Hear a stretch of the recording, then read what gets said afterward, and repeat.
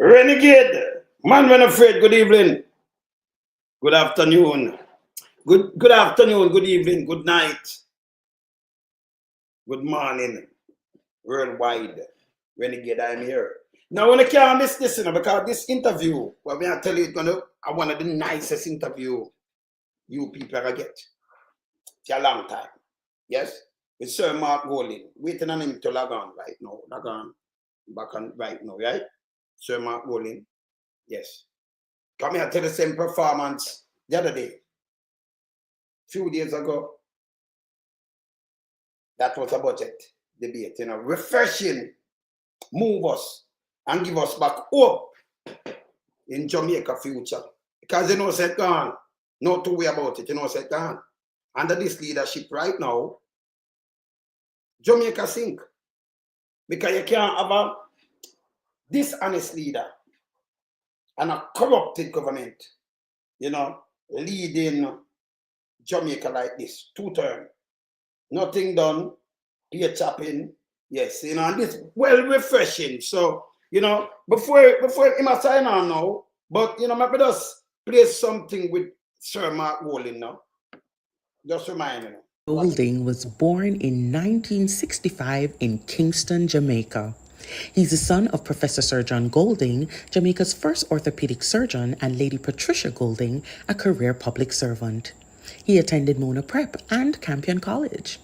He studied law at Oxford University and graduated with first-class honors. He also attended the Norman Manley Law School, and he got the prize for the most outstanding student of the class of 1987 to 1989. He got the Commonwealth Scholarship to the University of London for a master's degree in commercial and corporate law. He's married to Mrs. Sandra Golding, and they have 3 children. He was called to the bar in 1990. He's partner in one of Jamaica's leading law firms, Hart Muirhead Fatto, since 1993. He's consistently rated internationally as one of Jamaica's leading commercial lawyers. He's co-founder of Jamaica's first investment bank, Daring Bunting and Golding Limited, in 1992. He's co-founder of Proven Investments Limited in 2010. He served as director for a number of leading companies in Jamaica, including Grace Kennedy, Bank of Nova Scotia Jamaica, Kingston Wharves, and DBNG. He served as director of Food for the Poor Jamaica. He's chairman of the Mona Rehabilitation Foundation, now called the Sir John Golding Rehab Center. He is president of the People's National Party and leader of opposition from November 2020 to present. Mark Golding was appointed to the Senate in September 2007 by the Most Honorable Portia Simpson Miller. He was Minister of Justice from 2012 to 2016. He was responsible for managing the 2012 to 2016 government's legislative program, and he championed numerous reforms to improve the efficiency of the justice system and strengthen human rights in Jamaica. He has been a member of the National Executive Council, NEC, of the People's National Party from 2007 to the present. He has been a member of the Constituency Executive of South St. Andrew since 2008. He was Vice Chairman of South St. Andrew since 2011 to 2016 and became Chairman of South St. Andrew since July 2016. He served as Treasurer of the PNP from 2009 to 2012 and then in 2017 to 2018. He's been an executive committee of the PNP from 2009 to date. He has been opposition spokesperson for industry and commerce, justice, and finance and planning during his parliamentary career. He pioneered Jamaica's ganja law reform, for which he has been internationally recognized. He's leader of opposition business in the Senate from 2016 to October 2017. He was chairman of the Public Accounts Committee of the House of Representatives from November 2017 to November 2020. And he's member of Parliament for South St. Andrew from November 2017 to the present. Okay. All right, make us send back this link. Hold on. All right, yes, the link, it's right. Just log on. Make us send it back one more time. Make us send back this link one more time. Okay. Them asks if them reaching at the background. I said if I'm reaching. So make us send back the link because they're not picking up something. Let's send back the link one more time. Hold on. All right. Okay. Resend link. Same link. Okay. After signing, yes. Yes.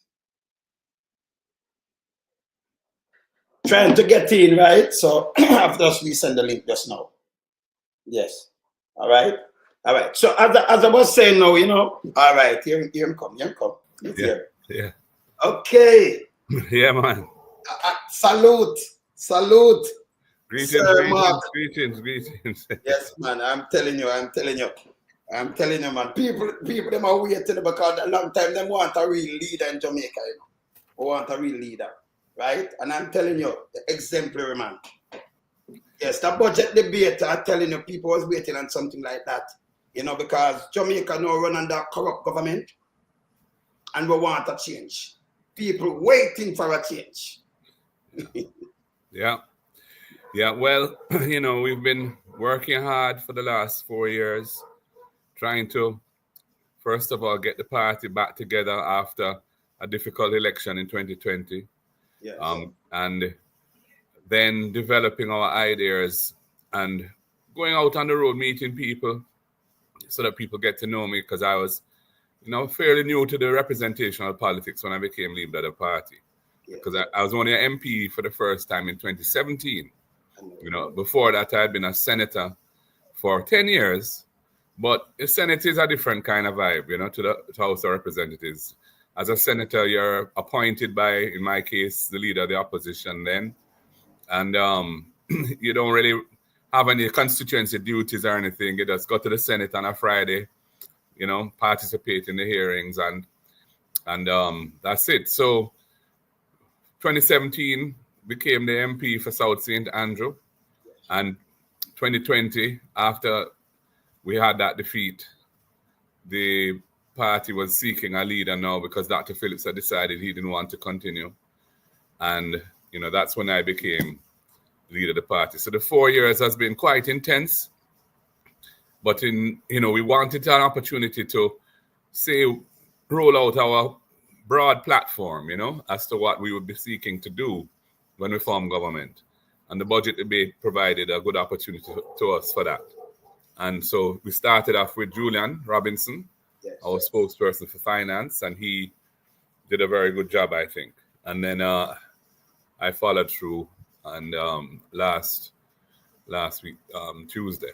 So that was a debated move, everyone. People that are in the diaspora, us we feel back, we can get back Jamaica, and put it back on a solid part, because the JLP not joking. Them rip it apart. Yeah. Joking. And what I think was a very important dimension of the presentation that we made was the idea of national development having to be built on an ethical foundation. Yes. So, that the morals of the country, how we deal with each other, how we live as Jamaicans, amongst each other, how we interact with the community, these things are very important. And, we have a lot of problems in the country which spill out in the way people behave in certain ways. And we need to improve our productivity as a nation. So that means we have to really work on some of those things to get people to see the importance of self-discipline, personal responsibility, care for each other. That's the Jamaican way. We're a loving people, So that was really an important part of the message. And all of that comes from Almighty God, because that is a source of our ability to deal with each other in a positive way and to achieve things on earth. So I kind of wanted to root my message in that ethical framework so people can see we're not the same as what is there now.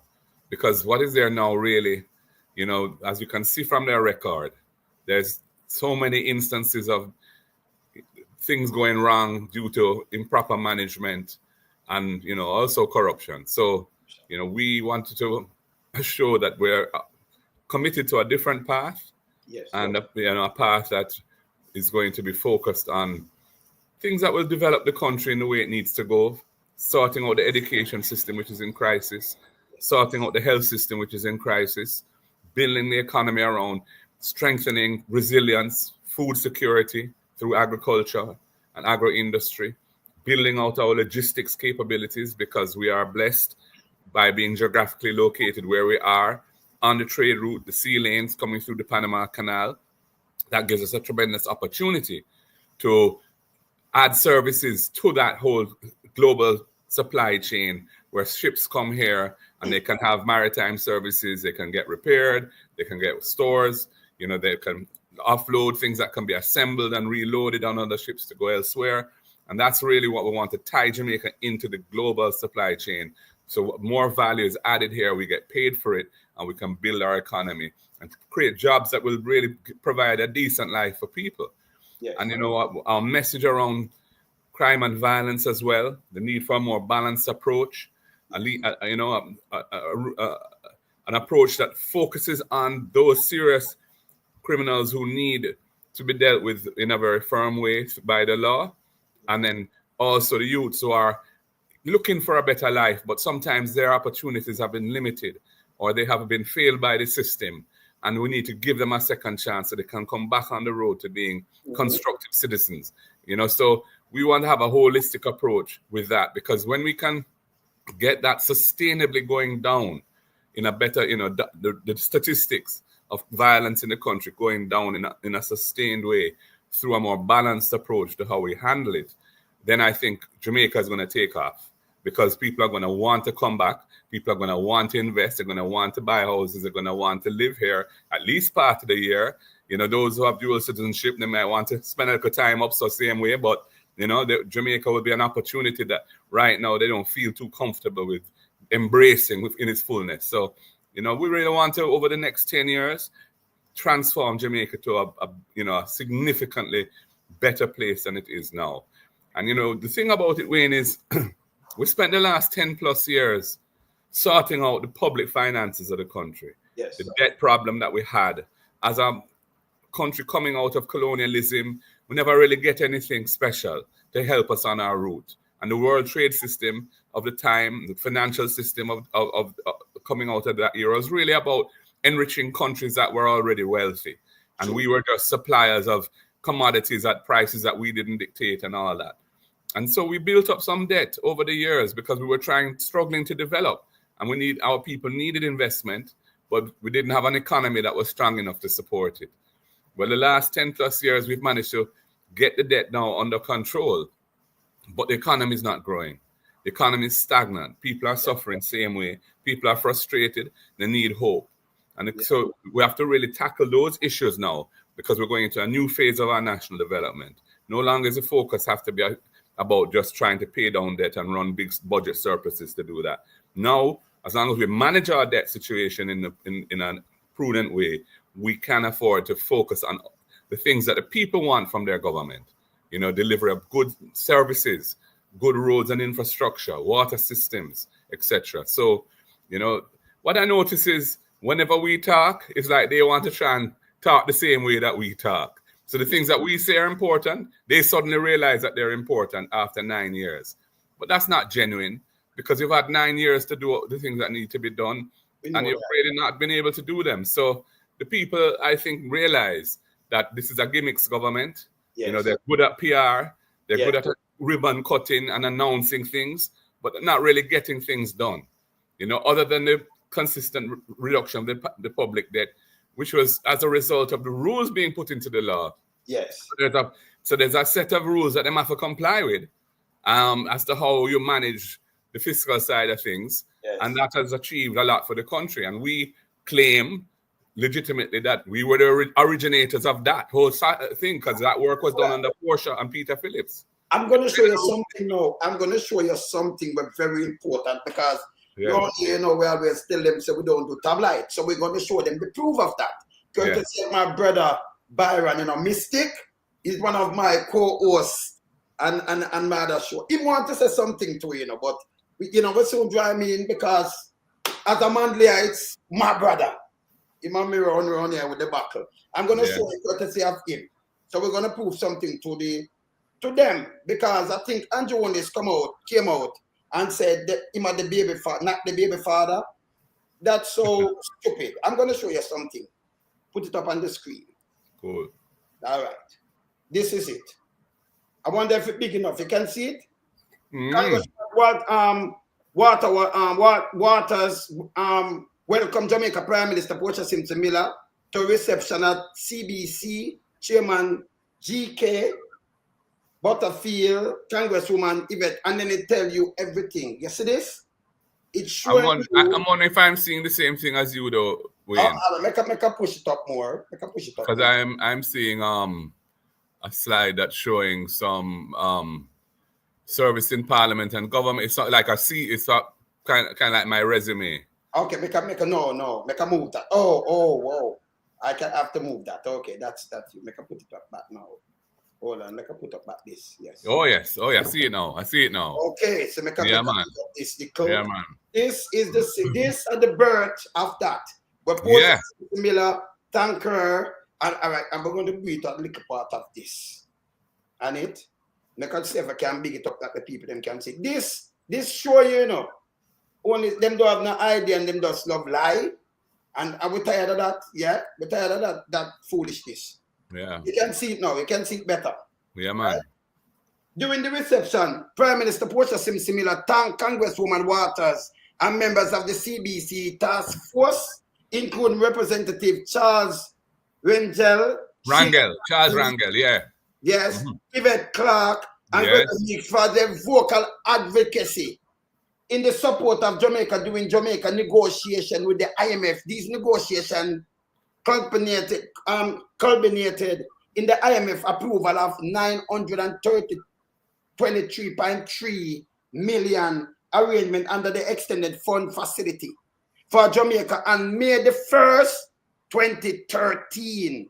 I really want to thank you, said Prime Minister Portia Simpson Miller. Had it not been for you, we would not be where we are today. This is it, you know. Yes. To thank the Black Caucus. See them there? Yeah. Look on the picture. There you go. Yeah, man.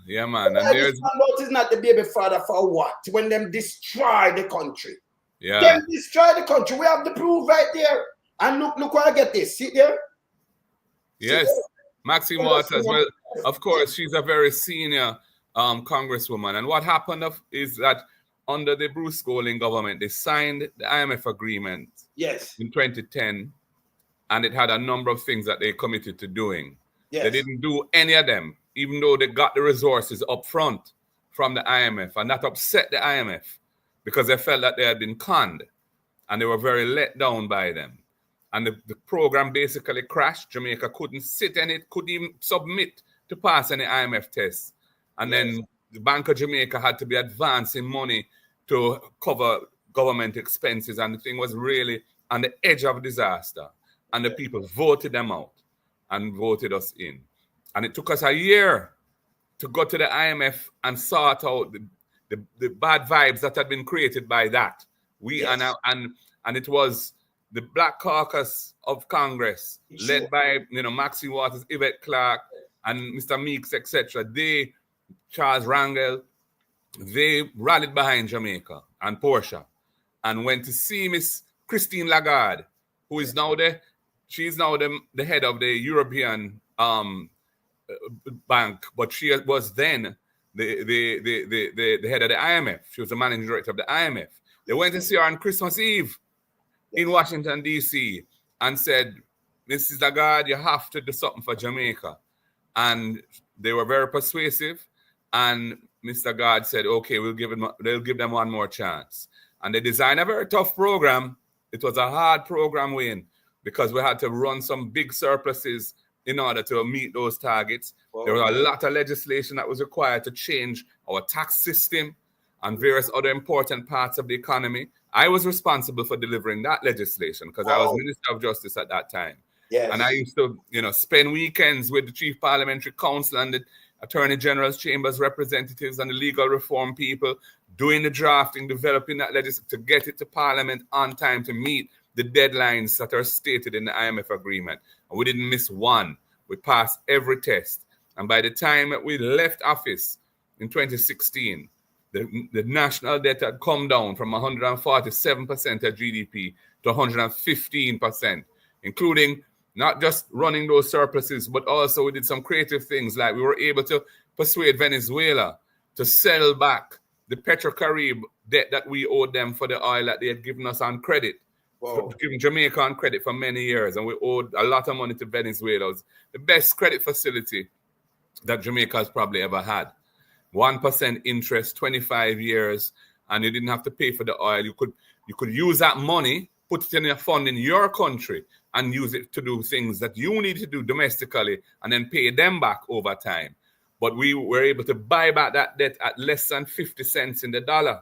So in other words, that how much $1 billion? Over $2 billion US. We were able to buy it back from them and pay them half of what we owe them, and they accepted that in full settlement of the debt. And that enabled us to come down to 115% of GDP. JLP come in now, and they continue to work because the rules were in the law. They had to abide by them, and they did, and that's not denying that. And we are now at 68, 69% of GDP. The target being 60% to be reached by March 2028. I have that scale, you know. As I said before, my brother, Byron, is here. You know, we have to interview because of my brother. Hey, Byron, welcome, sir. Okay. Blessing afternoon to you, Sir Golding. Really a pleasure to have you here, and really a pleasure to have a conversation with you. Yes. All right. Thank you, Byron. All right, make I show you something again where only run out and I try to trick the people them with, and it in general. But me I tell you, I don't even know what for style them as. I'm gonna show you something now, very important, people. Only came out and talk about the car, like him just doing something for new cars, 5 years, and you're not going to pay this. This is an old thing from 2018 or something. Why am I always doing this though? Make I show you something. But make I show you something here.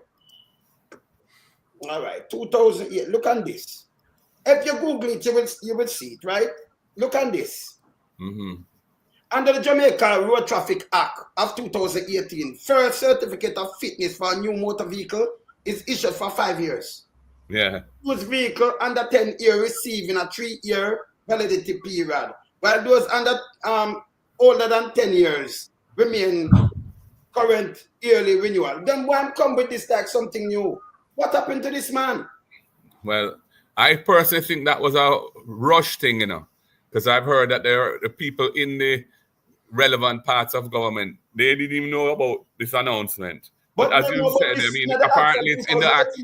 It's in the act from 2018 when the law was passed, so it's not really a new thing, you know.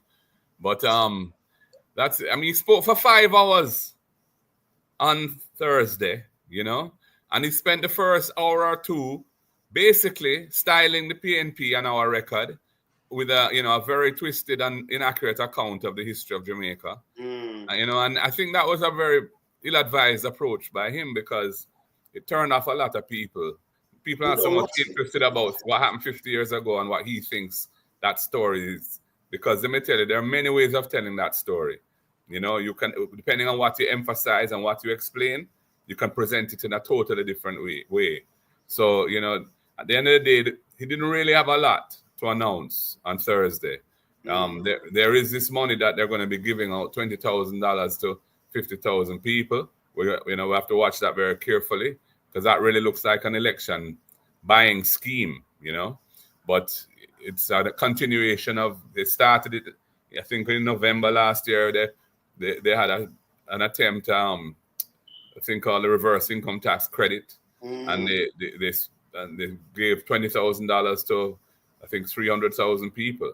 But it didn't really have an impact on their poll numbers because people are easily fooled now, you know. This has been going on long enough.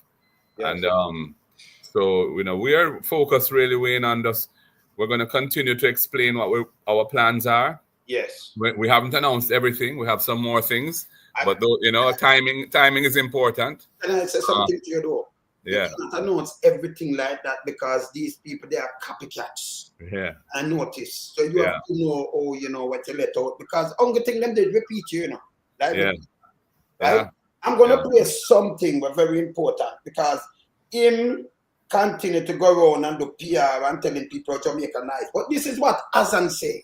Omar Azan, just last week. Make I just play. The comment on is that right now, as it stands in the Jamaican economy, I can play back that. Economy is struggling. It's probably the worst I've seen in the 30-odd years I've been in business. Oh. The buying power is the weakest, and government needs to find ways to, how do I say it now, catalyze the economy to be able to grow.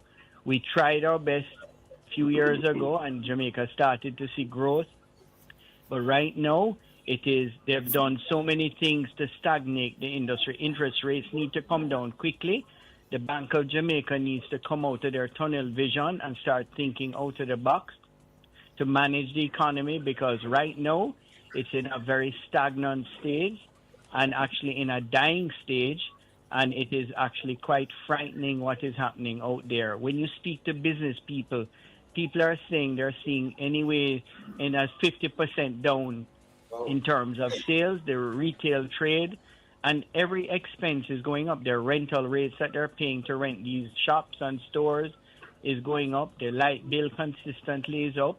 You know, it's a tough world out there, yes, but we can do things to make it a little easier for our people in this country. So the minister and the government has a lot to do, and the Bank of Jamaica and our commercial banks, to try and stimulate this economy, because if they don't start doing something now, the economy is going to start fumbling and they're going to be in big trouble.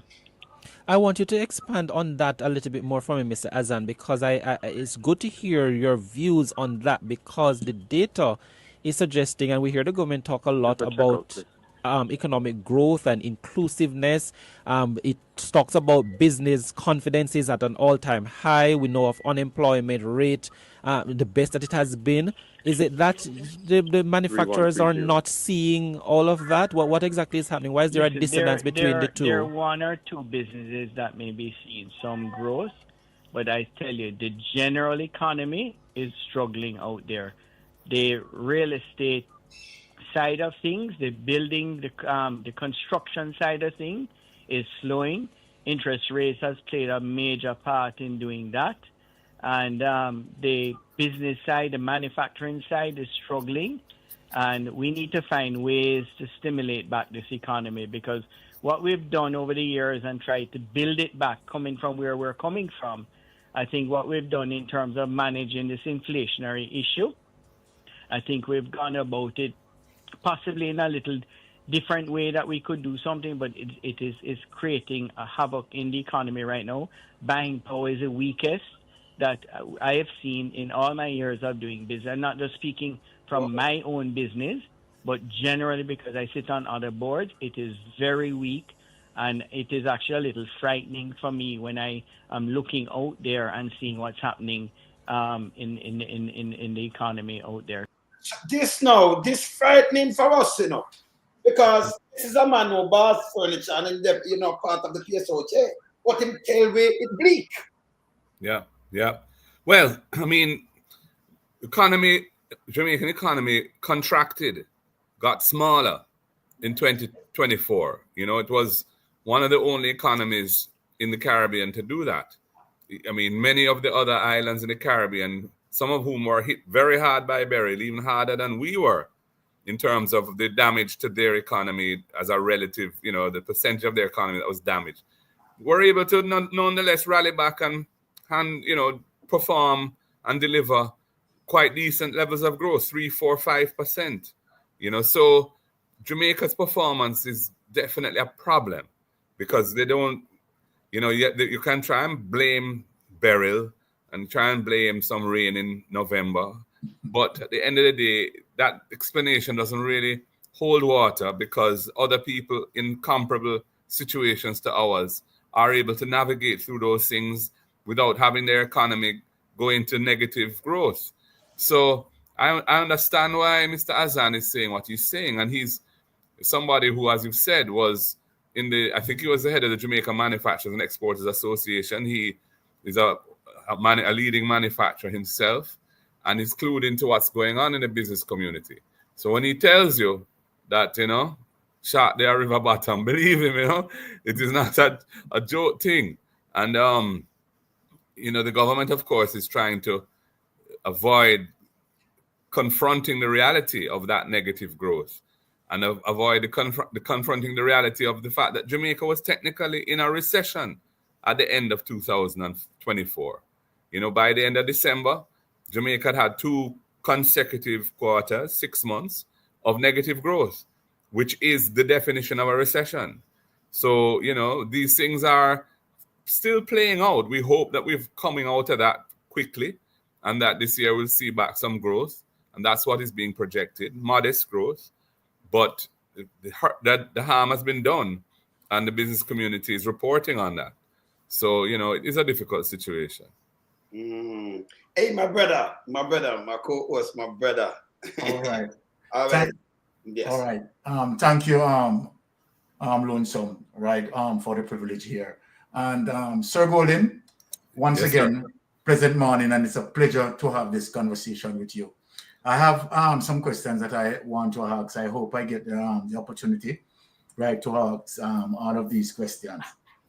However, upon your entry, right, as it relates to being here today, you spoke about your transition as it relates to the People's National Party from then until now. So I want to pick something from that as it relates to the importance of good leadership, the quality and value of good leadership. So I'm going to take you back there where you started, right? Now, let me say that you have exhibited to the nation good morals and ethical regards for our constitutional laws, while the incumbent displayed the opposite of what you exhibited. Relating to the quality of your leadership style, you were able to unite the party and change the party's position from trailing in the poll, right, to have a solid lead, 5% lead out of the margin of error. I want, Mr. Golden, for you to tell Jamaica, as it relates to your leadership style, the quality in terms of, getting into the party, get to the grassroots, unite the party, put the party together, make the party focus, and wow, what an excellent performance. Today, we are looking at Mr. Golden, 5% lead out of the margin of error. Please explain and expound how you were able to achieve that. Well, first of all, thank you very much for what you've said. And, my personality is, I'm just an ordinary person like everybody else. I respect people. And I grew up in a community which welcomed youths from outside the community to come and play ball with us, or, generally par with us. So I grew up with an understanding of Jamaica's grassroots culture, and a love for the culture. My wife of many years now, we've been married for 3/4, when we were married in 1990. So, we've gone over 34 years. This will be our 35th, I think. And we were together for 6 years before that. And, my wife was from Augustown, which is a community that, is named after the month in which slavery was abolished, and it was one of the 3 free villages, is my recollection, where, people came to settle and try and move forward in life. So the culture of the people is very strong. The Bedward was from down that side too, and Caesar Kalanji is down there too, and many other artists of note. So I used to par with man from there, from Hermitage, which is another community next door. Play football every weekend together. We run boat and, cook some nice greens and some good, flour dumpling or whatever it might be, cornmeal dumpling, and, And so I'm a person who respects people. And I came into the politics late in my career. I had achieved certain things in the law and in business, in finance. And when I got a certain financial security, I said to myself, well, I've always been interested in politics, not really party politics, just more the thinking behind politics and how, you know, ideology and the history, modern history of the world, and how things are the way they are. So I thought this is a good way to serve. You know, my father and mother were people who were great servants to, you know, my father was a man who looked after poor people as a doctor, as a bone specialist. You know, the love for him, especially from the older people, because he died in 1996. So the younger generation don't know him, but those who were around from that time and before, a lot of them know him. A lot of them, I get people approach me all the time saying, you know, say, my brother or my uncle, my grandfather is, you know, is your father, save him, and, you know, didn't charge him the money and all of those things. So the goodwill around that is because of the love with which he expressed his talents, you know. So that is the kind of, my mother was a civil servant, one of the first 3 women to join the Jamaican civil service as at an administrative level, not as a secretary or, you know, or teacher or nurse, but as a person on the pathway towards being a senior person in the civil service. And then when she got married and had my sister and I, and my father was dealing with the Mona Rehab Center at that time and building it out and trying to expand it to cover a wide range of things, employing disabled people, physiotherapy, occupational therapy, producing prostheses, you know, artificial limbs for people, special footwear for people who have problems with their feet, all of that. My mother went and worked with him for the rest of her career, and basically as a volunteer. So that is the home I come out of, Byron. So my approach to politics is just a article thing. You know, I'm just really about, listen, man, we have a common vision. We come out of a party that was formed in 1938 by Daddy Manley and others, O.T. Fairclough and others. And, you know, we set the trend of looking about the people's business in a way that will move the masses of the country forward. And Michael Manley took up the mantle and achieved so many great things in his era. PJ did the same, you know, more around economic development at that point now, around infrastructure, giving us highways and ports and airports. You know, they love to mischaracterize PJ's era, you know, as if it was something terrible.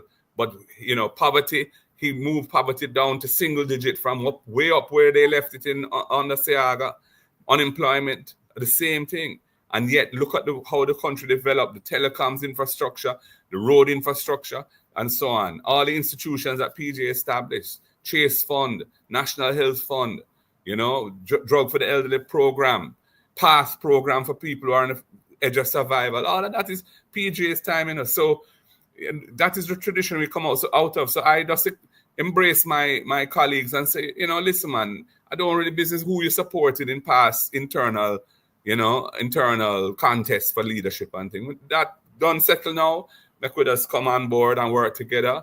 And, you know, that reached out to the key people who, you know, I wanted to make sure we were all seeing eye to eye and, you know, moving in the same direction, and they have responded well.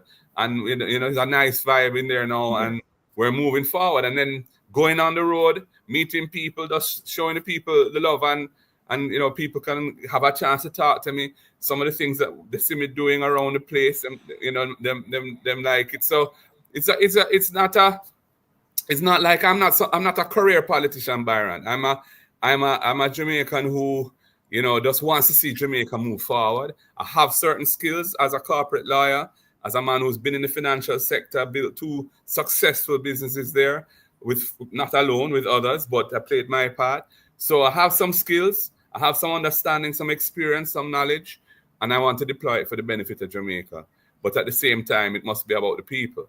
And it's the people I've come to work for. I don't need to scrape off the money, government money. The public funds are for the people, and for the people only. So that is how we approach this thing. And nobody's perfect. We're going to make mistakes. It's going to be a difficult task. We have some serious problems to try and tackle, but, you know, we're going to put our best foot forward, you know, our heart and our minds into those things to bring the best solutions we can. We want to work closely with the diaspora, you know, our Jamaican family internationally, because we know that they love their country same way, and they want to see Jamaica move forward. And they have a lot to offer too. They already do so much, you know, they already do so much. Jamaica couldn't survive without them right now. They're the biggest source of our foreign exchange.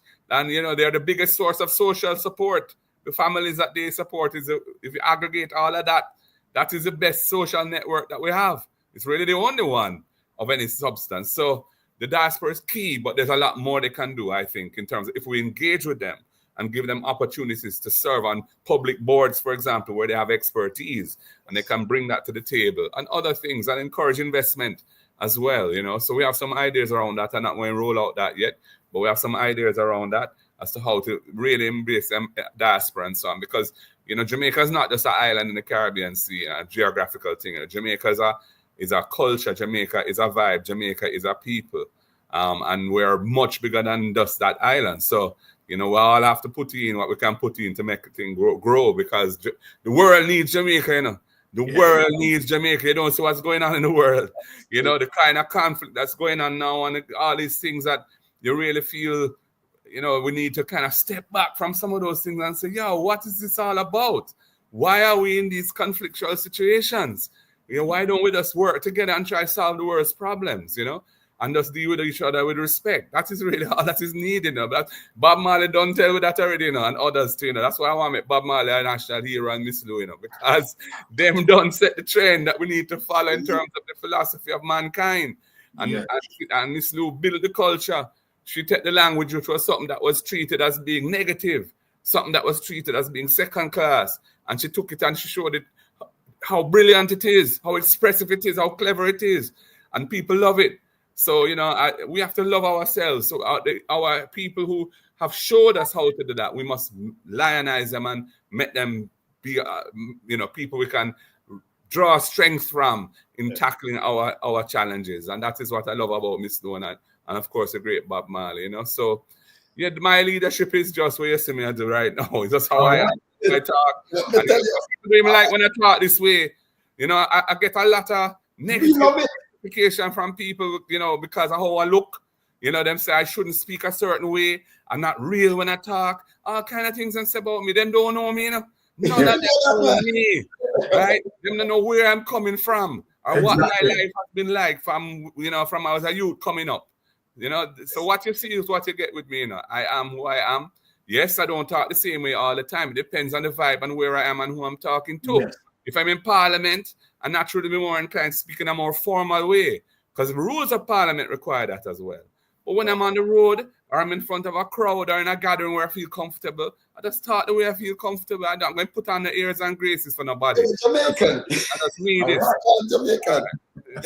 But Sir Golden, like I said something though, with this corrupted government, got them corrupted. Yeah. No two ways about it. And we talk straight around here, so no tabloid. This corrupted government, what you gonna do when you become the prime minister with the impeachment? Because I think you care about the impeachment bill and then turn it down. With the IC, it have a bad taste, and we out here in the diaspora, very bad taste. You can't have a leader who's supposed to lead with 28 bank accounts and can't tell you how you get these money and all these assets and then still want to lead a country. Over here, you know, me, Byron, lied Pastor Ricky, because, you know, we have the Titan show too. We are telling them right now, you know, that man shouldn't be on the ballot. And we're serious about it. Yeah. What you going to do, you know, if we tackle these kind of corruption? Because he's not supposed to be on the ballot. I agree. Yes. I agree. And I've said it many times. And if I were him, I would step back, quite frankly. But, you know, him and his party have to decide what they're doing. But my view of it is the Integrity Commission is a very critical agency. It is there to ensure that the fight against corruption can be led by an institution that has the right tools at its disposal, the right laws to give it the powers it needs to really investigate and enforce effectively. It has those things, but it's being fought against by some of the parliamentarians, especially those who maybe want the illicit 8 that we don't even know who they are, but we know that they exist. We know that Mr. Holness is one because his report came to Parliament and said so. But we don't know who the other 7 are. But we see where they're trying to change up the Integrity Commission, you know, and weaken it because they're not comfortable being held accountable for their wrongdoings. And that is, I don't support that at all. My view is that they must be empowered, the Integrity Commission and other agencies of the state that are in place to ensure probity and good governance and honesty in how we deal with the people's business and affairs and money. They must be allowed to do their work. And the chips must fall where they lie or lie where they fall. You know, so there's no interference. I will not be interfering in the work of any of those agencies other than to support their work through giving them the necessary resources, or if the laws need to be adjusted because there are some things that are not quite right and need to be fixed, we will do so quickly and so on. But they must be allowed to do their work. And, and I'm going to encourage them to do so. Things like what happened at SSL, which is a terrible blot on our record as a country, as an investment destination. There's nobody really who's been held accountable other than one person, and she was a relatively junior employee in the scheme of things. We know that there would be others involved in what has happened there. And our great sprint legend, our icon Usain Bolt, got fleeced, ripped off, millions of US, along with about 200 other people, some of them elderly people who have been devastated by it. And this government has done very little to deal with that situation, because they used to use SSL themselves. Mr. Holness was an investor there. He had an account. He got his money out before it crashed, So the whole thing doesn't smell good, doesn't look good. I'm going to have a commission inquiry into that. We want to know how it is that the FSC, which is a regulator set up by us, we created the FSC when we were in government, not under Porsche, but under PJ. And Omar Davis was the Minister of Finance at the time. In fact, I was very involved in the establishment of FSC because he appointed a working group, a task force. Brian Winter chaired it at the time. I was on it, and Brian and I worked hard on that thing. The legislation was developed and the institution was created. And in fact, Brian Winter was the first executive director of the FSC, and he did a good job, in guiding the industry and strengthening the industry, and that was before he went to become governor of the Bank of Jamaica. So, we are very saddened to see that the FSC didn't handle that situation well with SSL, and we want to know, because the leadership change, of the FSC, the people who were there when we left it, a lot of those people were changed out and other people were brought in. And I must say, I don't think they did a good job. And I want to know what happened. So we're going to have a commission of inquiry into that as well, and to see what happened. And the Kroll report, there's this report of will cost the government a lot of money from these forensic auditors, a firm called Kroll, looked into it. And also the FBI were investigating, we were told. And there was a temporary manager, Ken Tomlinson in Jamaica, who was managing the thing after it crashed. He must have issued a report as well of his stewardship. None of these things have been made public. We've been calling for them to be made public. We want to know exactly what went on.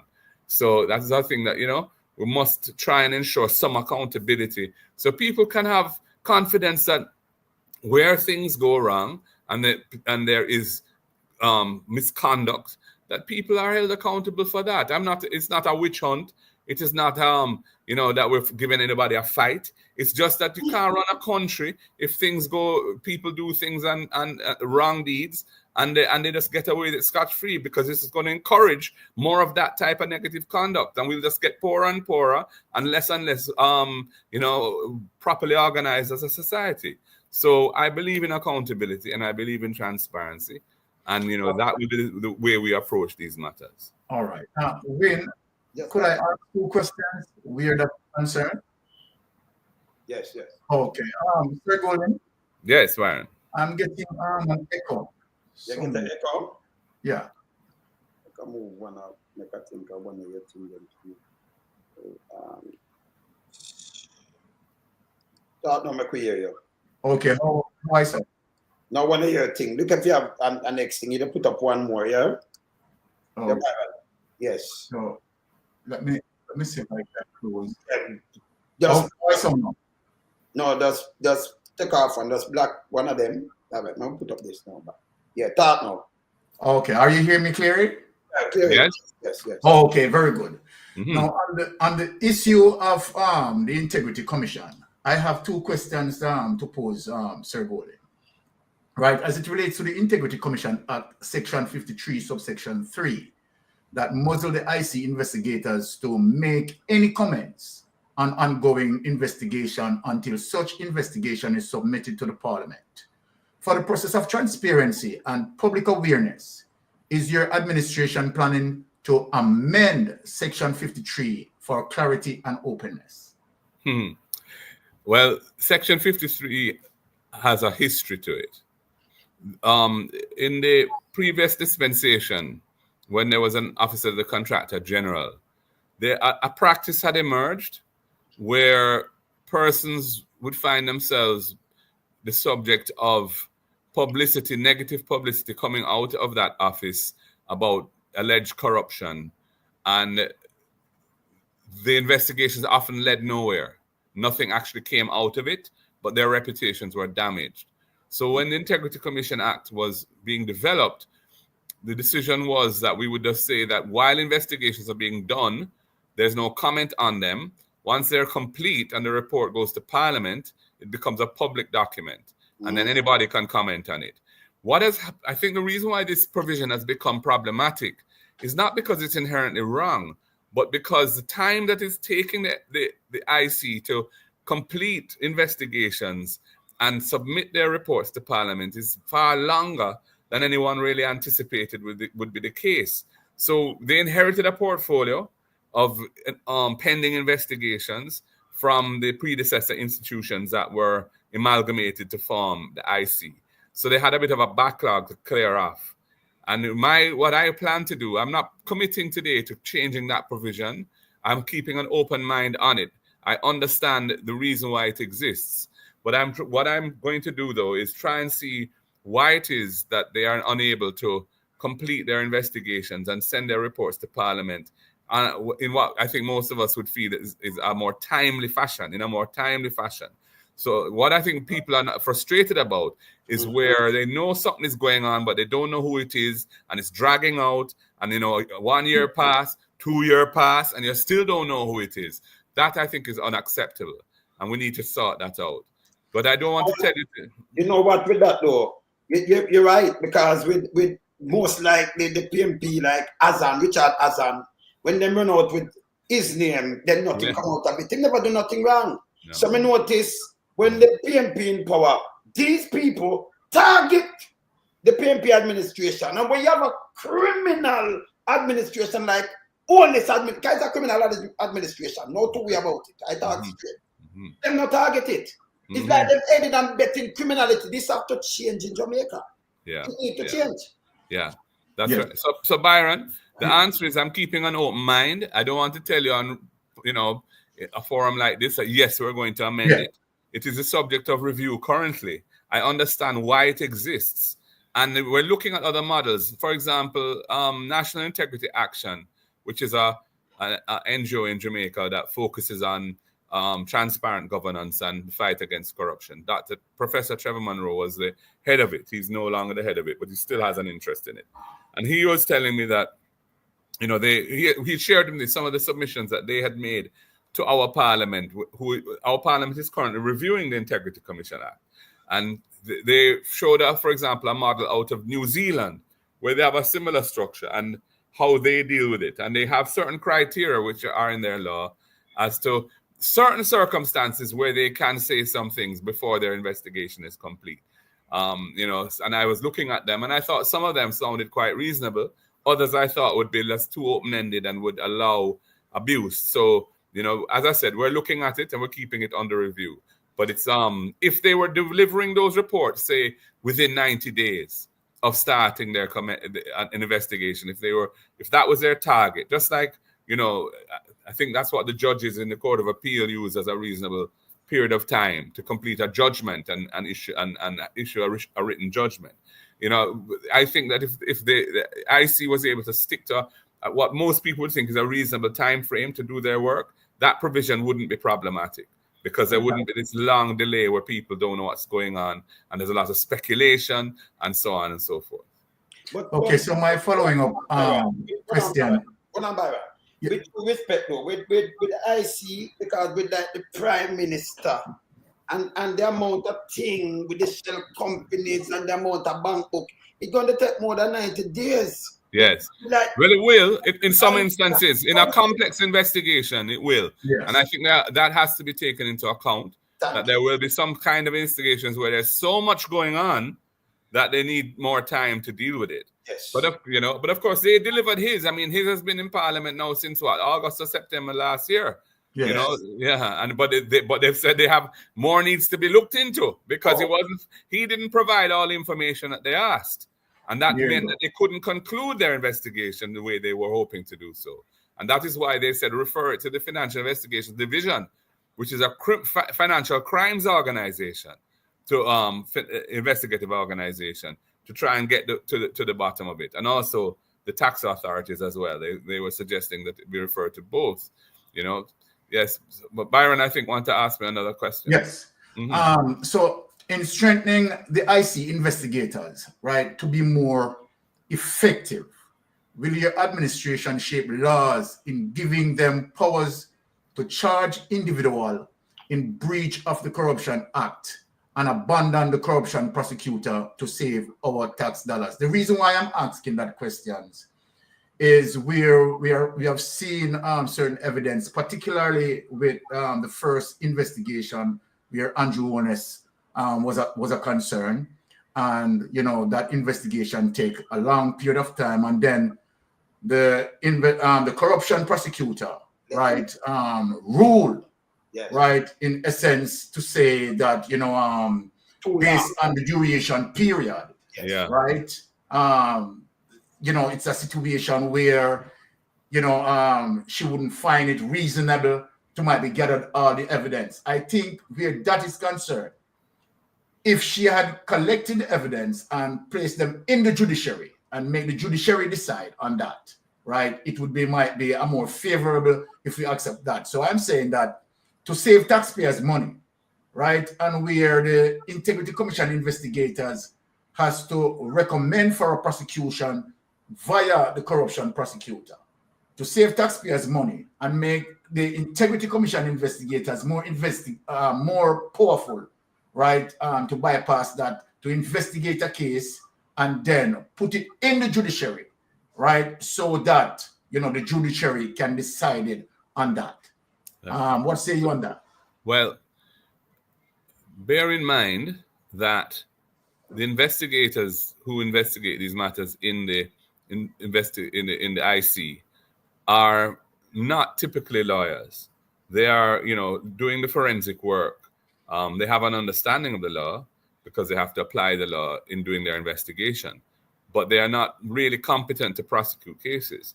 So the reason why there is a prosecutorial division within the IC itself, headed by the Direction of Corruption Prosecutions, is because there was a noticeable gap in our ability to successfully prosecute cases of corruption out of the DPP's office.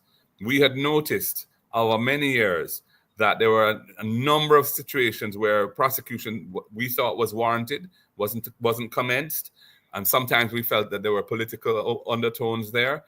In other instances, there were matters which did come to court and collapsed, including some of the major Ponzi scheme stuff and all of that from, the first decade of this century. So we felt that if we relied on the DPP's office, which is prosecuting murders and rapes and financial crimes and all the rest of it, the corruption prosecutions wouldn't get the priority that they need. So we decided to create a prosecutorial power and capacity within the IC itself and empower it to bring prosecutions. Now, yes, I do agree that it was very disappointing that in the first matter that came concerning Mr. Holness from when he was Minister of Education, the ruling was that there was no ruling that he wasn't, involved in the way that the report said he was involved. Rather, the ruling was, with the passage of time since those events, it would not be feasible to mount an effective prosecution, and therefore she declined to do so. And, she's a experienced prosecutor, and the DPP has a manual as to how you assess whether or not a prosecution should proceed.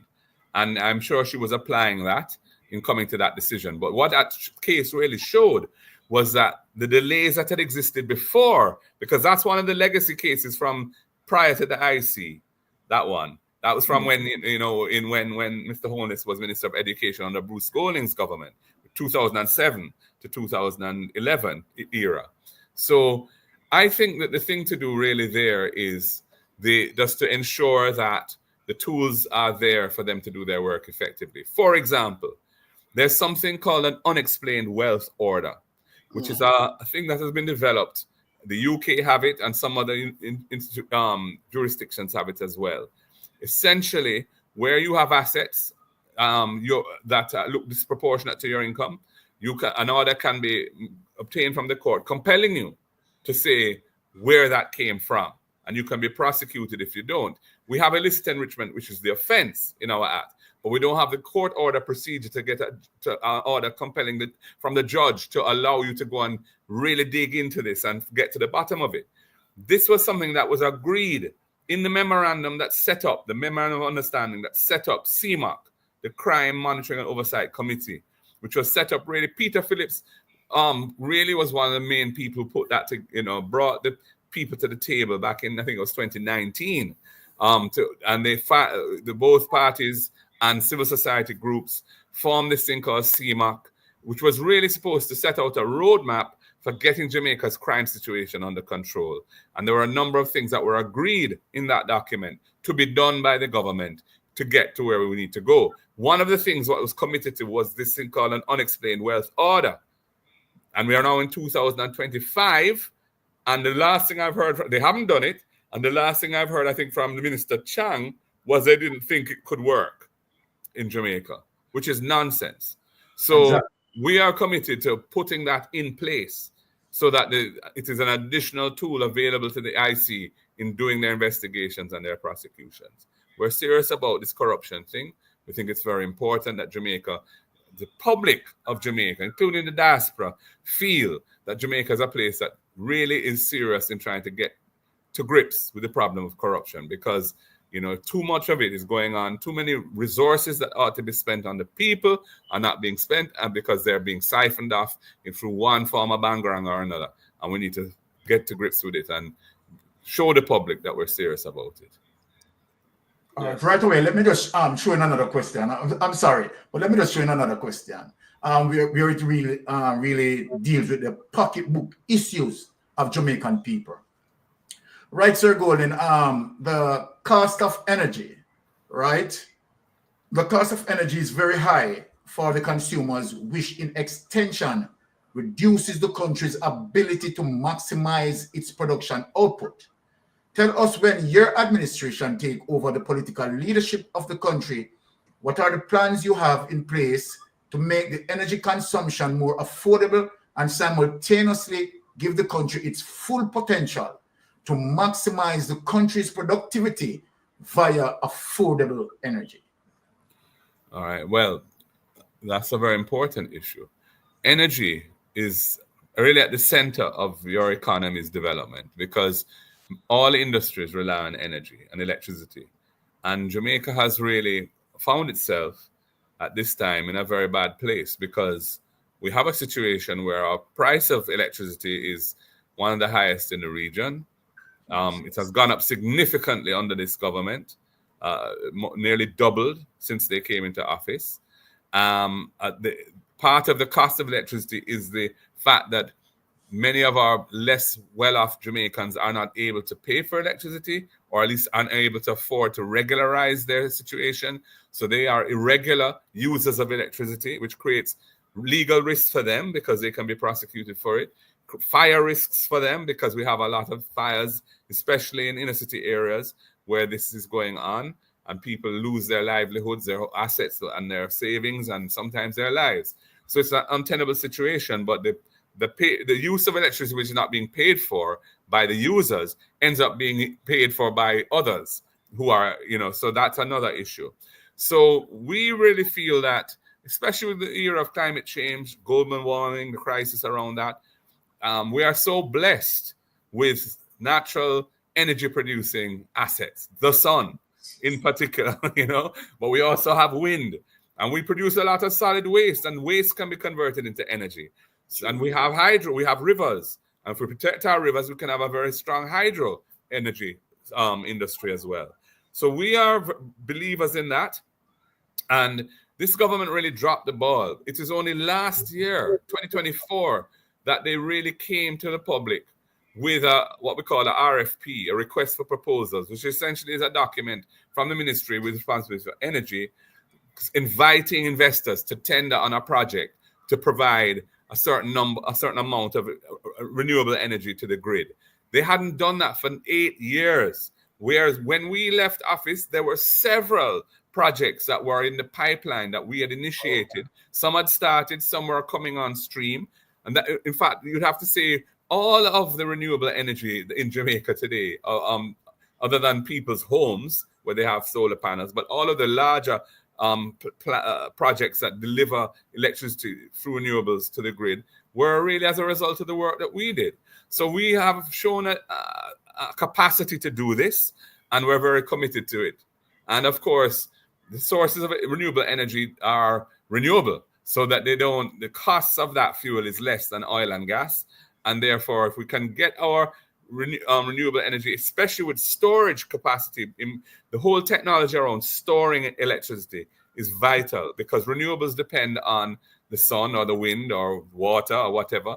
And so they're not 24/7, you know, and so you need to have storage that when you're generating a lot of electricity from renewables, you can store the part of it that you're not consuming. And then when the flow of production falls, you can release what is stored into the grid so that people can have a consistent supply.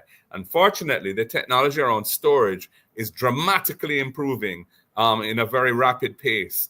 And in fact, one of the things which I haven't discussed yet, but what we're looking at is how the capacity, for example, for large economic actors, factories, and other big users of electricity, generating their own electricity for using renewables to, you know, reduce the burden of especially in the demand period, where they have to pay a very high rate during the demand period, because JPS charges higher rates for that. And this is something which, you know, affects their competitiveness as well. And we want to incentivize this as well. So we're looking at that. I don't want to say too much about it. But, you know, these are some of the things we're doing. We want to incentivize and encourage householders to solarize. And when we're looking at the low-income families now, we plan to roll out, and I've been arguing for this. I've been arguing for this for some time now. The government, this budget now came with something, $1 billion, which, you know, we welcome, but it's only going to impact 20,000 households, whereas the number of households that need this kind of thing, we estimate at 300,000. So a bigger program is going to be required. And the idea really is that we provide some support to low-income families so that they can rewire their houses, get them inspected professionally and certified. They can then become customers of the grid. And then we're going to provide them with solar panels as well, so that they can reduce the costs of being a customer. And, you know, and they can build on it over time. They can invest in a battery over time and store some as well. And eventually their usage will be largely generated by themselves. But in the interim, you know, they will no longer be using electricity which they haven't paid for. And that's very important, because that means that families that are breaking the law no longer will be breaking the law. They'll have proof of address through their billing. If they want to go and open a bank account, they can show where they live, because, you know, that's a big problem for a lot of people who are living in the informal settlements or don't own the land on which they live and that sort of thing. So, you know, this is some of the stuff, some of the ideas that we have and that we wish to pursue. You know, Philip Paulwood is our spokesperson for energy. And Philip has a track record of delivering transformational performance in ministries that he has headed. You know, he was the one who broke the monopoly of cable and wireless and brought in Judicial and really, you know, revolutionized the telecom sector in Jamaica. And I'm, you know, going to be working closely with him to get that done in the energy sector as well. Because, as I've said, it is fundamental to national development, economic growth, productivity, and our competitiveness in the world. Wayne, because me, I got Moby, you know. Yeah. I'm going to play one more thing before you run. I can play this. Just remind you of all this. The Labour Party will make sure that we put in place more efficient electricity generating plants to bring down the cost of electricity to you. I don't like to make promise. I make commitment. And under the Labour Party government, we are going to ensure that we bring to this country the big power plants. We are going to ensure that we bring to this country the big energy companies that can put the money in here to build the plants to give you cheaper and better electricity. And that him claim was a commitment from before the election in 2016. Nobody can listen to Andrew Lonesome. And by the way, I'm not supposed to be on the ballot. The IC, you know, and thing. We are moved to that, you know. We in the diaspora and everything. He's not supposed to be on the ballot. It's embarrassing to us out here. You know, shell companies and all kind of things, they can't run like this. And you know, then for you, them call election and you just take over and you put in the impeachment process. Yeah, we will. I mean, you know, I'm very disappointed that they have gone down this road of constitutional reform and have left out the impeachment procedure. I'm disappointed because it was agreed in PJ's time with Esiaga. That was one of the agreed things that the constitutional reform should bring to Jamaica is an impeachment procedure to deal with delinquent public officials in Parliament. And they've dropped it. They've got rid of it. They're not doing it. And, you know, we feel it's important that this procedure should be introduced, and we're committed to doing it. As you know, I brought the bill. Bruce Golding had done a bill, tabled it in Parliament, but they never pursued it. After the George Wright scandal with the stool in the car park and the lady here, you know, I looked at that whole bill and I saw that it needed some work because it needs to cover conduct, whether it's in Parliament, on the job, or it's outside. You know, because you're a parliamentarian, wherever you are, you're still an elected official, and people expect you to behave in accordance with the law and behave in a decent manner, befitting your office. So we did some adjustments to it, and we tabled it in 2022, I think it was. And I've been trying to get them to move forward with it. I wanted to go to a joint select committee so that anybody can come in and comment on it, you know, make submissions so we can make it as good as it can be before we put it into the law. But they haven't allowed it to move up from stage one. So we're going to be pursuing that for sure when we come into office. And yeah, I mean, not one of those promises about energy were delivered on, you know. And Exactly. you know, Jamaican people can, you know, text, sleep, and mark death when it comes to these things. That's it. Yeah. There you go. Yeah. Gentlemen, it's been a real pleasure. Yes. Thank you very much for having me. Thank and you. I look forward to, you know, we will speak again. Yeah, it's a must, you know. Yeah, my team, you know, him out here with me, you know. Yes. Yeah, man. And one, if I could just close by saying to our listeners, the next general election is going to be a very significant event in the history of Jamaica, because Jamaica has reached a point where it needs to move into a different gear. It needs to move into a new gear when it comes to the economy, when it comes to social investment and the services that the people of Jamaica enjoy from public facilities, when it comes to the whole question of morals, ethics, and the fight against corruption. All these things are on the ballot. And I'm encouraging all of your listeners in the diaspora to give us your support, you know, in whatever way you can. You know, we need your support. We value your support. We want a relationship with the diaspora, and we are asking for you to help us to get there. And that is my closing message. Thank you very much for listening. God bless you all. Bless One you. love. All right. So, Prime Minister. All right. We got to talk to Prime Minister, you know. Thank you. Thank man. you. I'm out. Cool. Yes, man. That was Sir Mark Golding, the Prime Minister, future Prime Minister of Jamaica. As the election call, you know. Yes. That's it, you know. Because Andrew Lonesome, and maybe they tell who the Prime Minister, you know, I went on to a little, like you said, no, we have the Prime Minister, they say, when they see me, I don't want to shut me, I watch you know.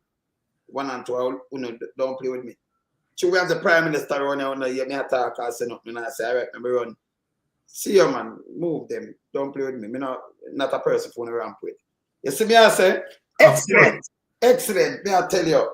Brother, you know, excellent. We have Sir Mark Golding. Me know it make you all day now, you know, because on the heights. Because we run a certain way, you know. But you know what? Yes. The thing about comrade leader, yes, is to show you from foundation. He's not pretending, you know. No, I'm real. Being there in the grassroots, and that is one of the reasons why I asked him the question there. Yes. You understand? The Yes. man is a grassroots person. You understand? I mean, his social communication and relationship is so rich amongst the Jamaican people. I tell you. Right? And at the end of the day, right, the man, honesty, right, is beyond mountain peak and Blue Mountain. Honesty and integrity is what matters. You understand? Yes, The moral compass, you understand, of the comrade leader. I mean, it's amazing. Right? Anything that he said that he's going to do, he had done it. Now remember, you know, you're talking about even they are talking about him to, you know, cancel his visa, his visa thing, right? He had done it, right? And so then when you look at that in terms of the common leader, yes, honesty, integrity, that's what matters. The criteria for running a good country. I forgot to even tell you about matter what same. But you see what happened with Andrew Honest? He might run again. He's not supposed to be on the ballot. Now, No. LP run against Sir Mark Golding and the PMP. He can't point him finger upon one thing. So Yes. when they're going to the 70s where I get we upset more. You're going to go trouble the 18 years where you can't make we upset more. You know, so I know only them to do one thing though. Not even one. Them leave the road them in a hole. Them rob up taxpayers' money. Them do everything for this trial that and do PR and trick people. Not working around here. Not working around here. Because we have fact check everything. Everything. To them lies, we are running away with that. Me hear somebody call me today and tell me say I'm dead and him a ball, you know. I say football.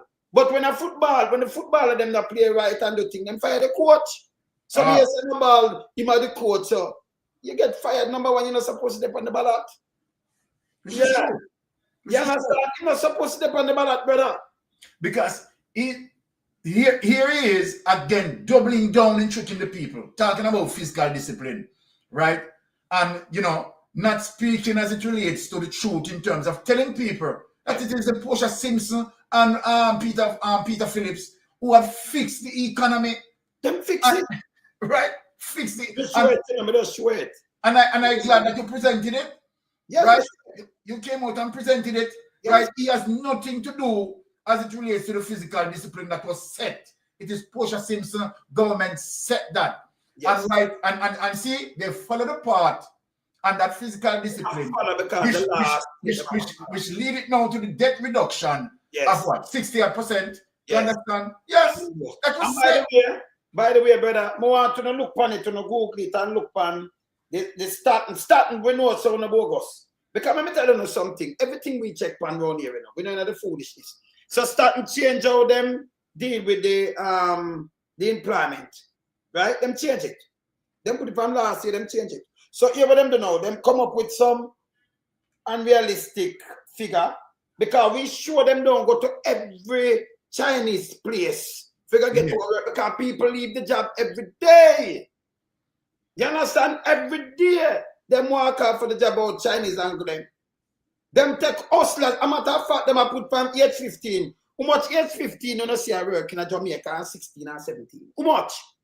Them they are school and they are school. But them are do it from 8-15 and until we said unemployment gone down to a 4 down 3 point.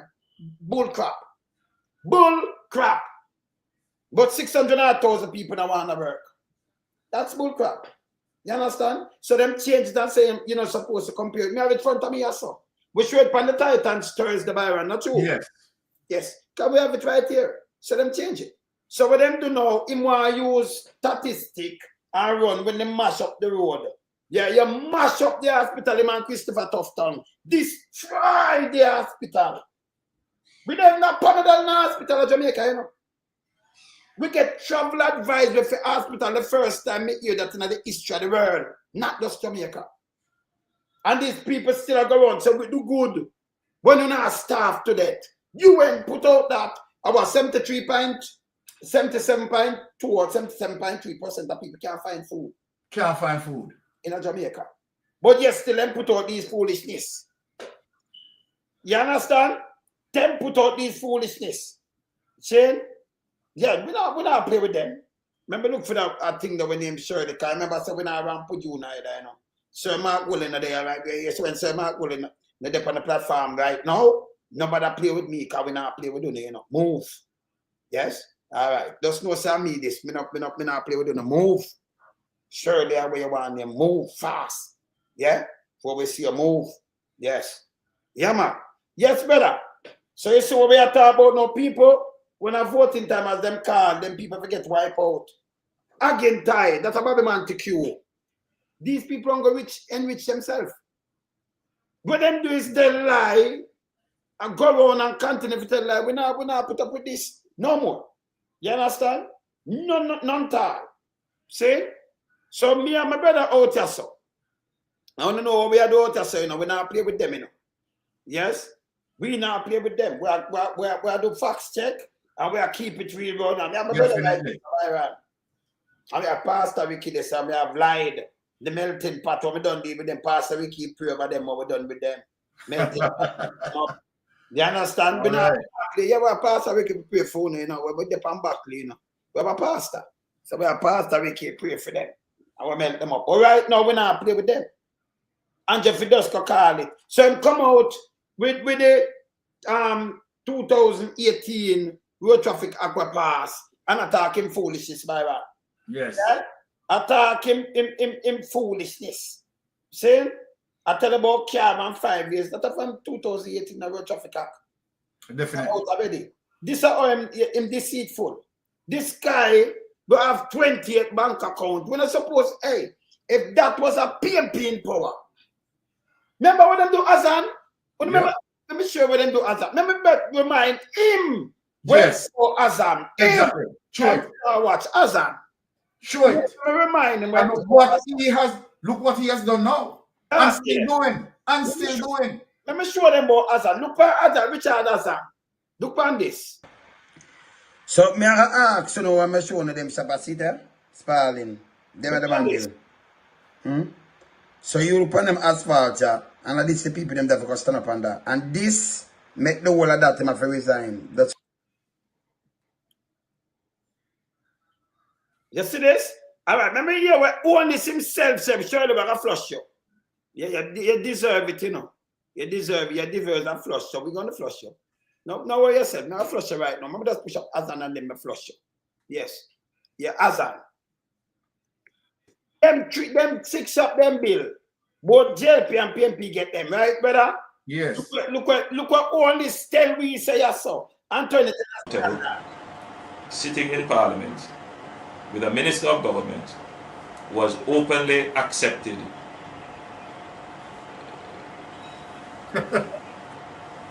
responsibility, who expresses no regret for it. Where a Commissioner of Parliament has confirmed that the act is corrupt and has referred it for prosecution.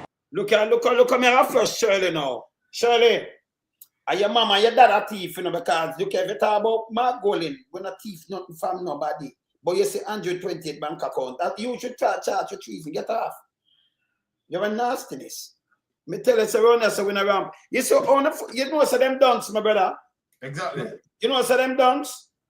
Me flush it, man. If you come up here, so, and you say, and you just write, you just abate up yourself for a flush your faster.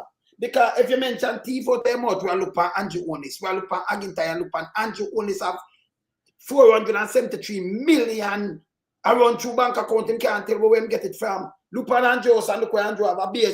Listen to me. Round here, so not play round here, so because we not do tabloid, yeah? Round here, so you will get flushed fast. Don't play with me.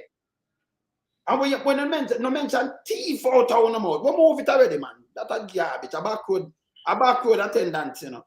It's attendant, so you know you have the vehicle where she full up. Yeah, we're going a backroad, go full up half a she. Backroad attendant. See? So we have to move you fast. If anything where you put the price to Andrew a patacat. It's a garbage. That's no joke. Yeah. No joke about that. Yeah. The entire party. Garbage. See? Yeah. Yes? All right, watch me again now. I'm going to finish play this now, brother. Hear what Andrew say, yes, sir. That's why I say you can't trust this guy. Hear this.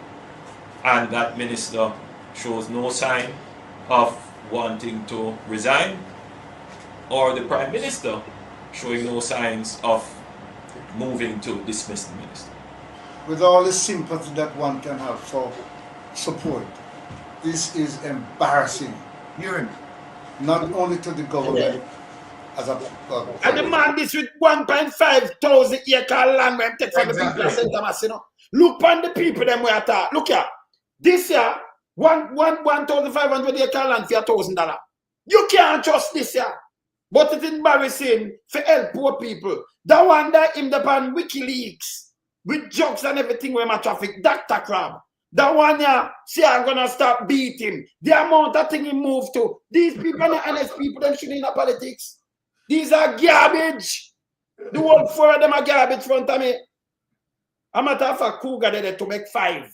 Party, not only the PNP, but to the government, to Jamaica, to all of us.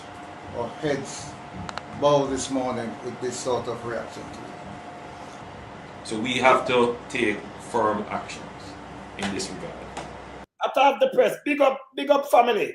Up man, me there man. See? All right. It is a dark day for Jamaica, where the Prime Minister is unwilling or afraid to act against a minister in which the public has lost total confidence and in which the institutions of the society are all agree that this person does not enjoy their trust or faith and has breached the confidence that the people have placed in them. I believe that this has the potential, if it continues, to bring down the entire government. The entire government. So people, let me ask you now. Him said that there's 6 shops there. For the poor people, the police attack with them goods. Have the intention, to bring down the entire government. Look what him have. Let me just show you some of the bank account. Yes. Let me show you now. You know, Sir Andrew wants to go here now. Him not supposed to depend on the time serious, you know. Him supposed to go away. You understand? Brother, you know I'm not supposed to depend on the ballot. Look here. You know, look on this. Look on that, brother. This is the man that draw 150 million, you know. We never see that never life before. In a NCB, corrupted bank.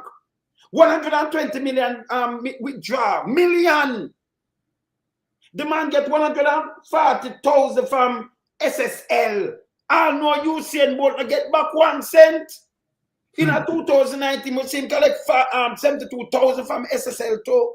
So him continue to collect without a bank account. And like each time him collect, him close it. All these bank him all deposit 148 million. Or if you have a man like this and call him about him a prime minister, and the little one that when me just ban, I said Mark Golin thief. See the real criminal here? Mark Golin no man nothing for thief from nobody. Yeah? No man never could put nothing inside of Mark Golin and say thief. See the real criminal there? See, Pastor Ricky, I tell them say prison term loading, and that's no joke. Yes, Pastor Ricky, prison term I feel loaded for them. Yeah. Them dangerous. Exactly. You understand? Very dangerous. See me I say? These people not supposed to know about that. Yeah. See? These people not supposed to know about that none at all. Them dangerous. So for all Andrew one is not supposed to depend on that. When I turn around and push it, you're not supposed to even run for that. And I am alone. And I am alone. These people line up themselves in Jamaica and can get $5 grand and a plate of food or buy vote. That will stop. People will start going to prison for that too. Jamaica will change. You can't have a leak. Number one, you notice Sir Mark Golin, you know. Yeah, you have Sir John Golin there and Sir Mark Golin. You can't mix him up in one of the club. Correct. Don't do it. Yes? Well, not do that. See? 100. You not do that. And when you do that, we are angry the same way like we angry when you call Michael Mann the name.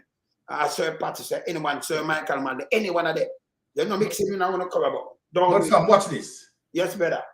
For that person who talking about Mark Golin is this and Mark Golin is that. Now, if you go back to the facts, then people don't want, listen to me, any persons who talking about Mark Golin is this and Mark Golin is that, right? They are stifling their conscience. And they themselves supporting criminality. Of course. That's number one.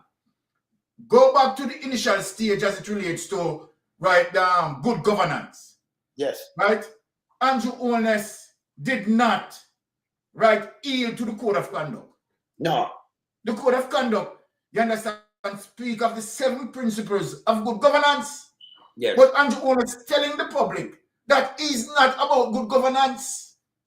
What Mark Golding did, Mark Golding signed the code of conduct and influenced his men to sign the code of conduct. So what you're talking about, right? Mark Golding, have you ever heard Mark Golding name mixed up in any form of corruption?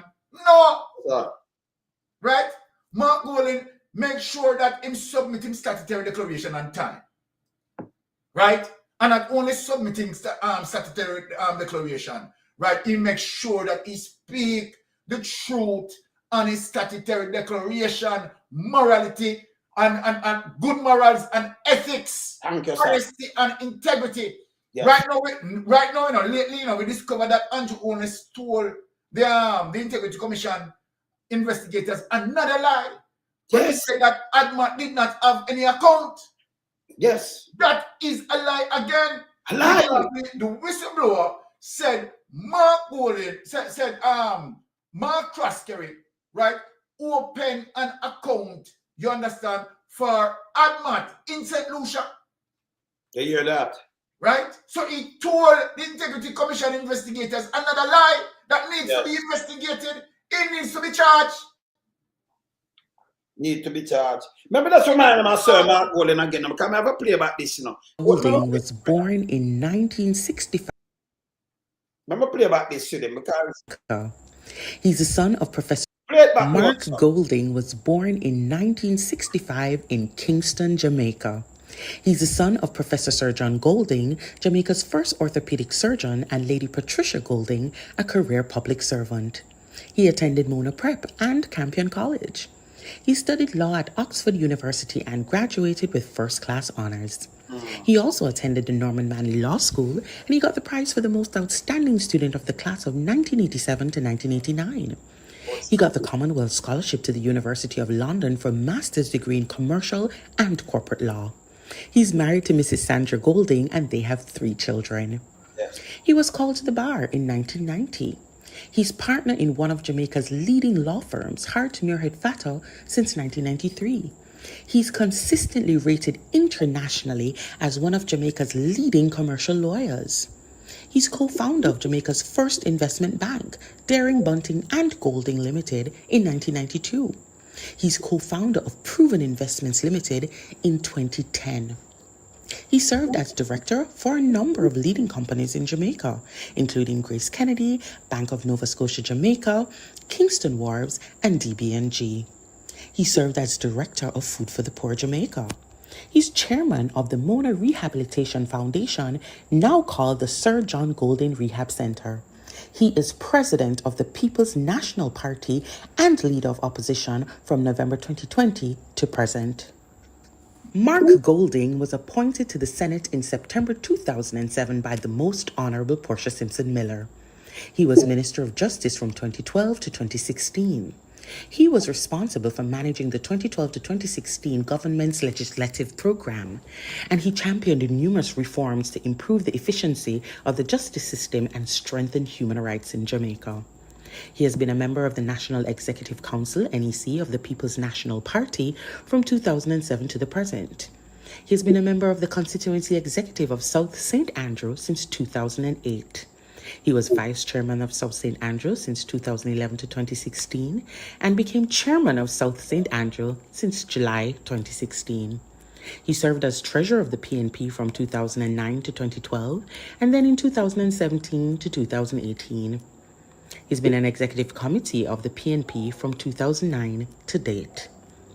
He has been opposition spokesperson for industry and commerce, justice, and finance and planning during his parliamentary career.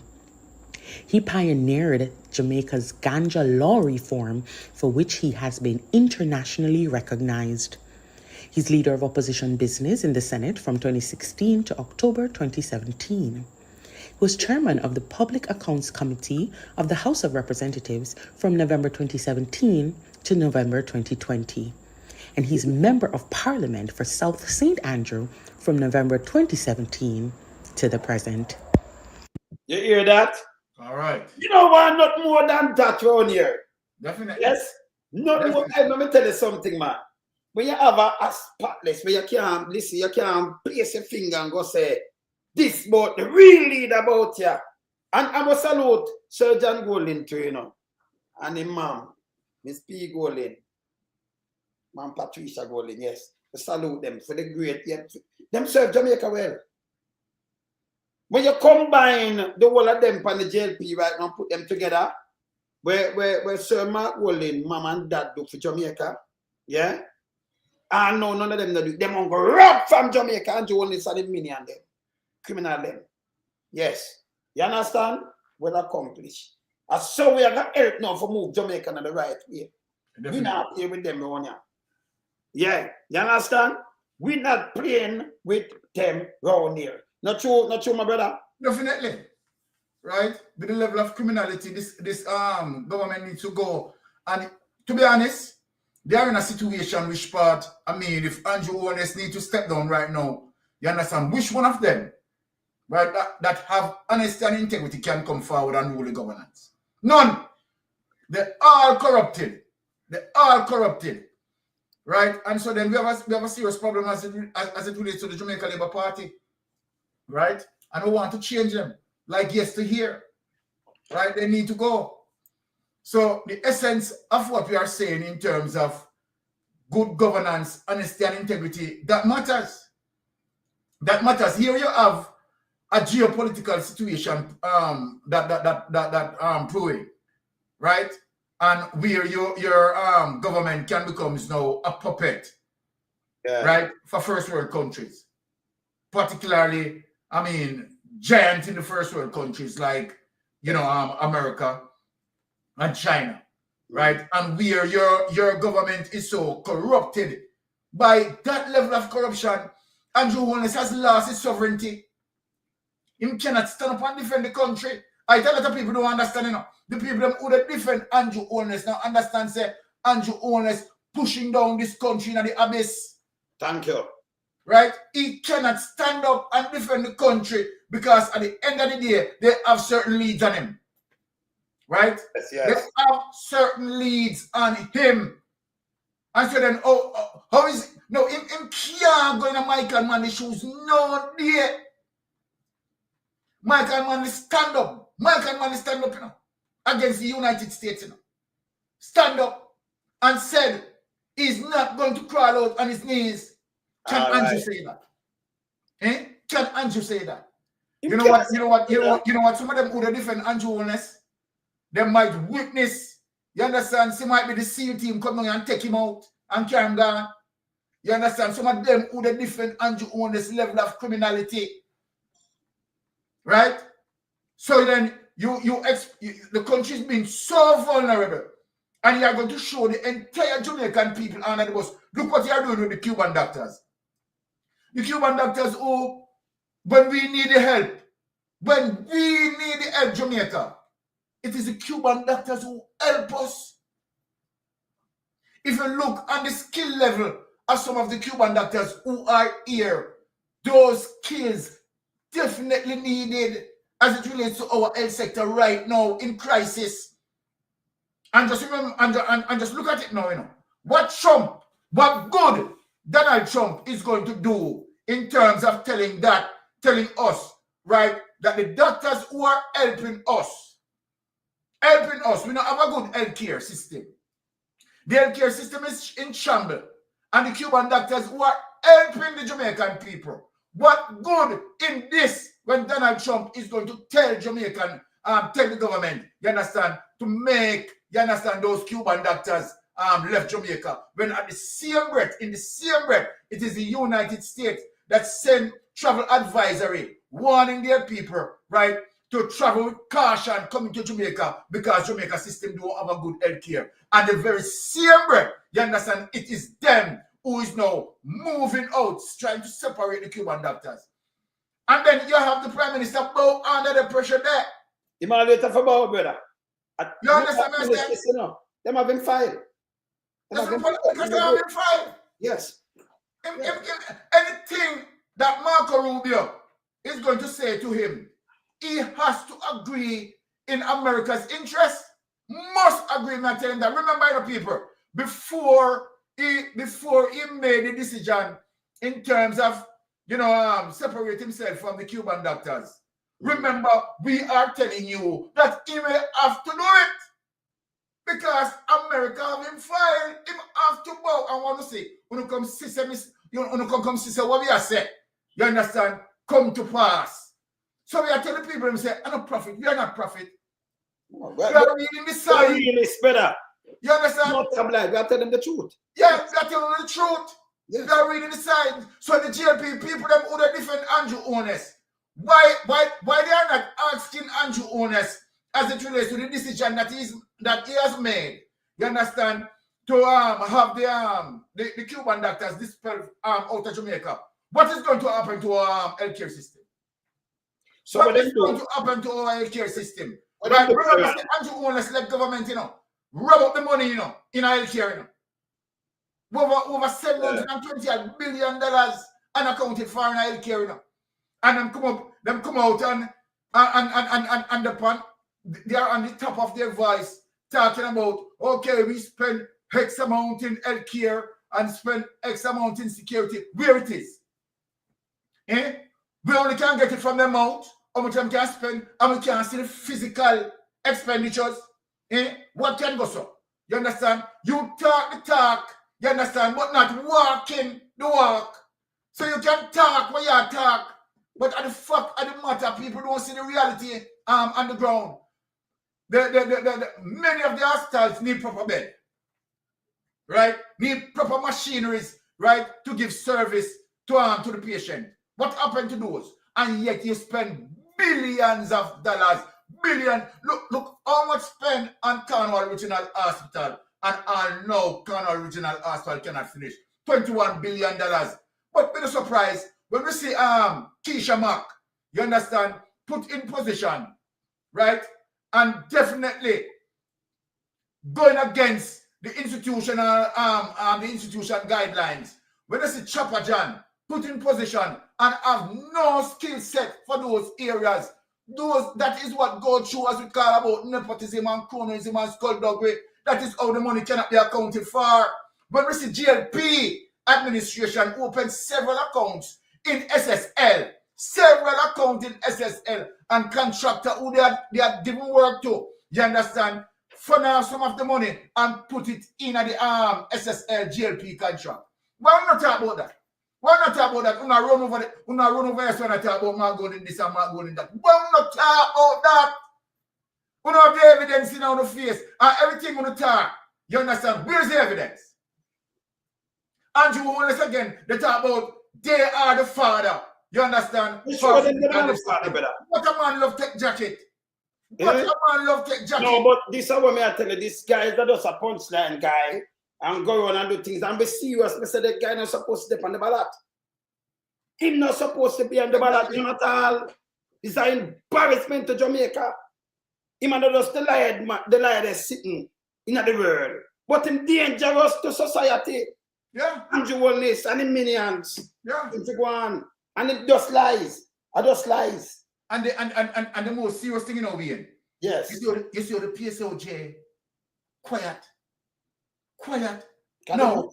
The umbrella group of church. You saw them quiet. Yes. If any that was more golden in this situation, having 28 account. Hey, and no, they wouldn't done with it. You understand? But Jamaica people quiet from something like this. Yes. Jamaica people now sleep this time and them can't treat them, Andrew, that's why we're not listening. And you make sure your wife never broadcast now. Come in the broadcasting, When they put out the little arms house with him now, we just dissect that. Can nobody now listen for 5 hours? Yeah. With him lies and him can. Who are listen to Andrew Wallace?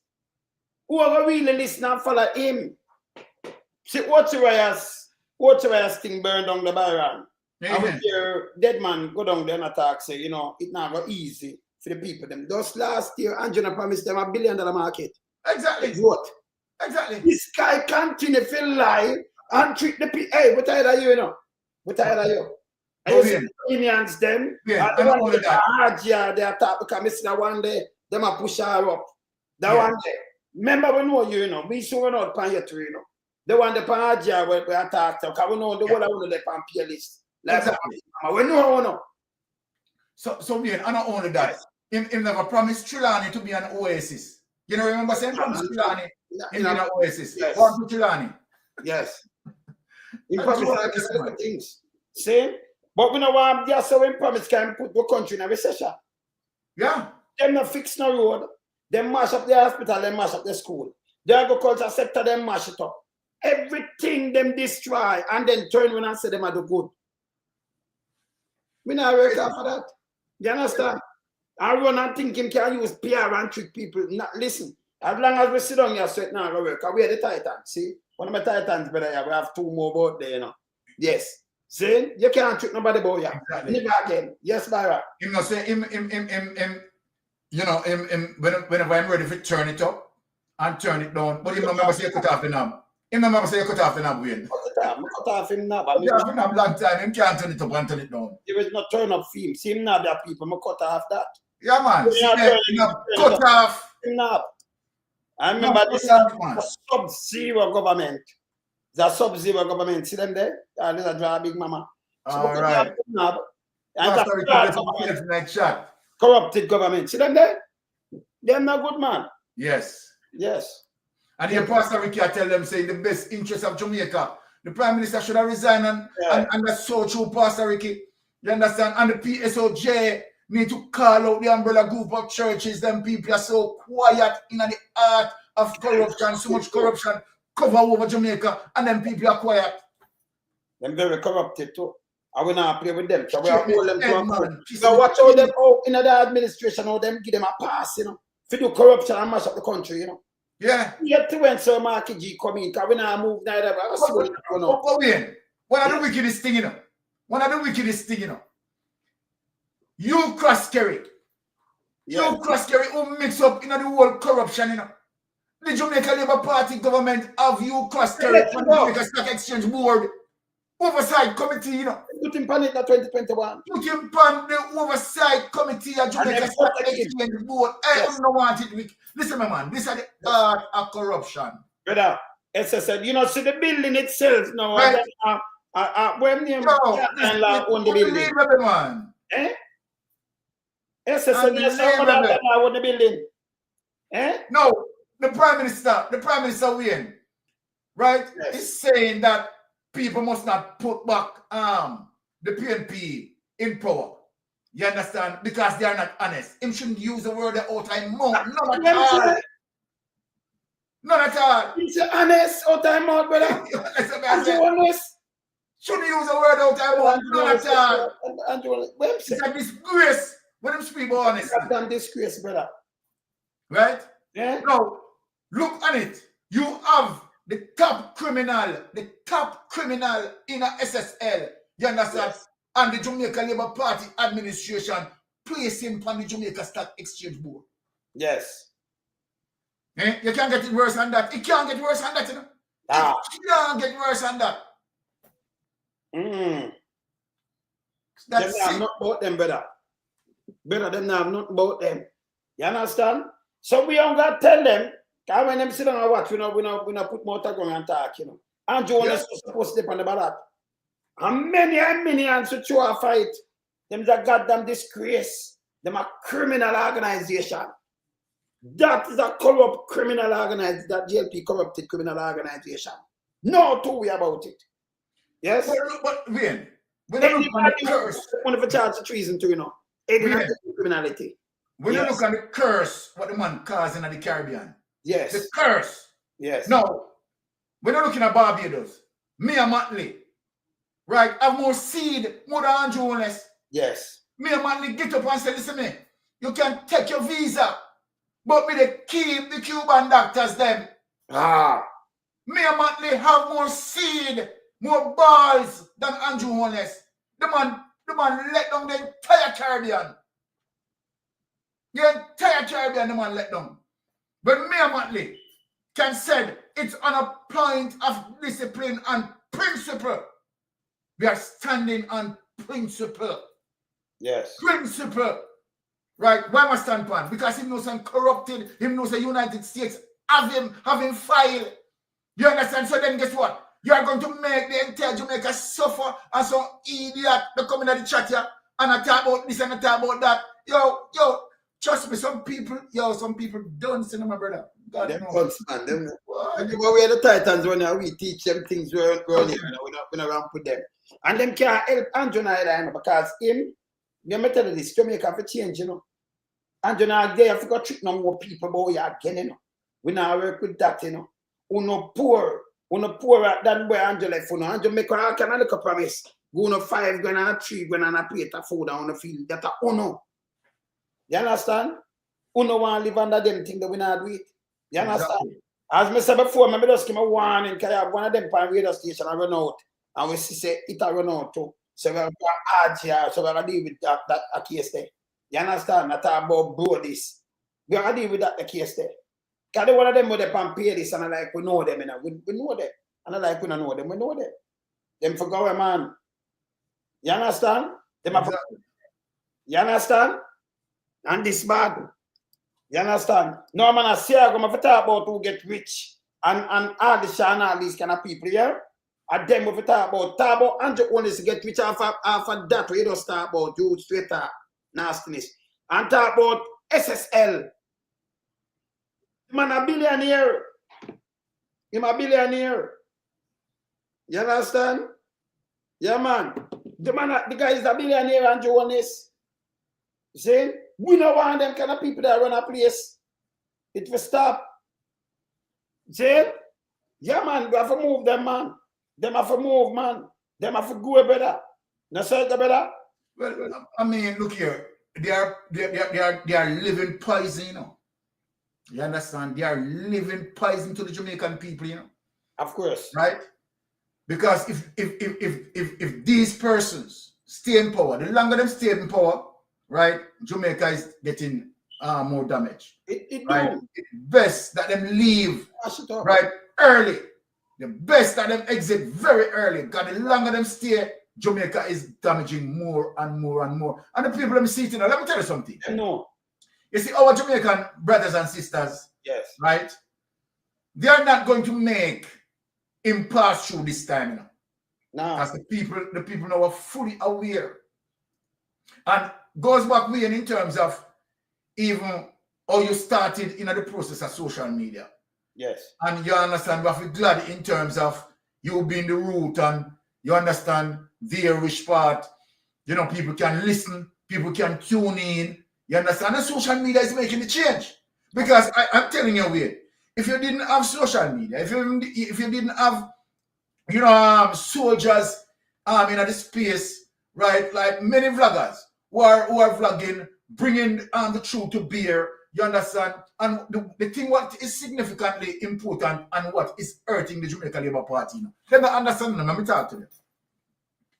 Each time them come out with a lie, hear them stupid, because they don't realize that they are in the era of technology, social media. This is how stupid the Jamaica Labour Party is. Now, let us give a simple example. So when Andrew Honest stood in Parliament, you understand, and told lies that, okay, he's the father for physical discipline. Okay, let us check. We Google, you understand, give you the evidence, and the people them see it, and the people them read it, and the people them debunk and say, all right, evidence, you are telling lie. Now, when they speak about anything, right, if people are to take note, right, ask them, present the truth, because you have Google search engine. You have Google search engine. So present the truth. We know on social media, notice when we are working on the space, you know. We and Lonesome are working on the space, Pastor Ricky are working on the space, me are working on the space, Melting Pot are working on the space. When we speak on something, we give you audio, right? We give you visual, yes, right? So then you have it for yourself, so nobody can't tell you anything else. So when you come on a Mystic Sensation, you come on a We and Lonesome, right? And you get the facts for yourself. Even when you go Big Mama and you hear Big Mama they tell lie, you don't know say a lie. Of course, Big Mama say a lie, because Big Mama cannot present the facts. It's simple. Yes. You understand? So what is happening now? The people are getting the natural awareness. You understand why we educate them with facts? Yeah. And you want no Wayne. Some of the facts, you know what I started to do know Wayne? Yes. You see, from Desmond Mackenzie. No, Warmington. From that despicable man came out. Yes. And claims say the Gleaner is this and the Gleaner is that and the Gleaner PNP. You know what I do now? You want me start to do now? Me start to take certain clippings from Big Mama. Yes. You understand? Start to use them own clippings inside them own clippings and beat them. No, but can we have to hold them with them one words? One them, you understand what I'm saying? Because guess what? Since them say Gleaner at this and Gleaner at that, you understand? I take the information from Big Mama, take it from Observer. That means when I read it, you understand? And them own medium. You understand? We are read it through and I give it to them. So there's no way them can devour us. We are so confident. You understand? Because we have the truth. It's like God and the devil. Yes. Right? We know so we are defenders as it relates to defending Jesus Christ. And they are the one who are defending the devil. So when we speak, we speak the truth. Yes. You understand? We have the evidence. We say, see here, people. Yes, read for yourself. You understand? We read it and we break it down for the people. Then. You understand? When them speak, them can't Andrew Owen, because this is Andrew Owen's strategy, you know. Him get up in a parliament and get up in a certain areas which what he cannot immediately, you understand, fact check. You understand, as it relates to when he's giving that current information and people is not going to rebut him. So the ability for rebutting is not there. So Parliament don't give you the ability, you understand, to rebut as it relates to when you speak and spill the lies. But and that's why, notice when, let me tell the people them, Andrew Ownless and some of the Jamaica Labour Party people them will never come on social media. And let me tell you why they will never come on social media. If they come on social media and say you come on a Mystic Sensation and you come on Lonesome, right? And you say something out of your mouth. We say, okay, all right, Google search. And we show you. We say, no man, a lie I tell. You remember the same thing we do Tufton? When Tufton come on and quote statistics, you understand, and me Google search, you understand, and when me show him the real statistics, hear what the man has sent out to me now, people. After me show him the real statistics, and he came on the program, you know, and quoted statistics, you know. And then me search it for myself, you know, because I know the Jamaica Labour Party a liar. And when we present the statistic to him, and we show him, hear what the man has said now. The man has said, I could have me put it in, I could have me put it there. You understand? And yet the information mark that and the institution of which it come from, you know. So you can't put, so we're not talking foolishness. So this is what I'm talking foolishness, people. Yeah. You understand? Because guess what? They will not come on social media because they have nothing as it relates to the truth. And if them come on social media, they are going to be fact-checked immediately because we have the medium to fact-check them. So they are going to stay away from social media. What they are going to do, their strategy is going to the campaign. You understand? And tell, pay life on the campaign. Pay life on the campaign. But ask them to come on social media. Social media is a poison to them because they don't have the truth. And it's as simple as that. You know what them do? You see, should them have like Big Mama Mouth piece where it's an actuary. Yes. And behind this journalism business, them could have thrown and then spread them lies. Yeah. But them not understand, like, come on, I've been at this piece. Remember, so been at this long time.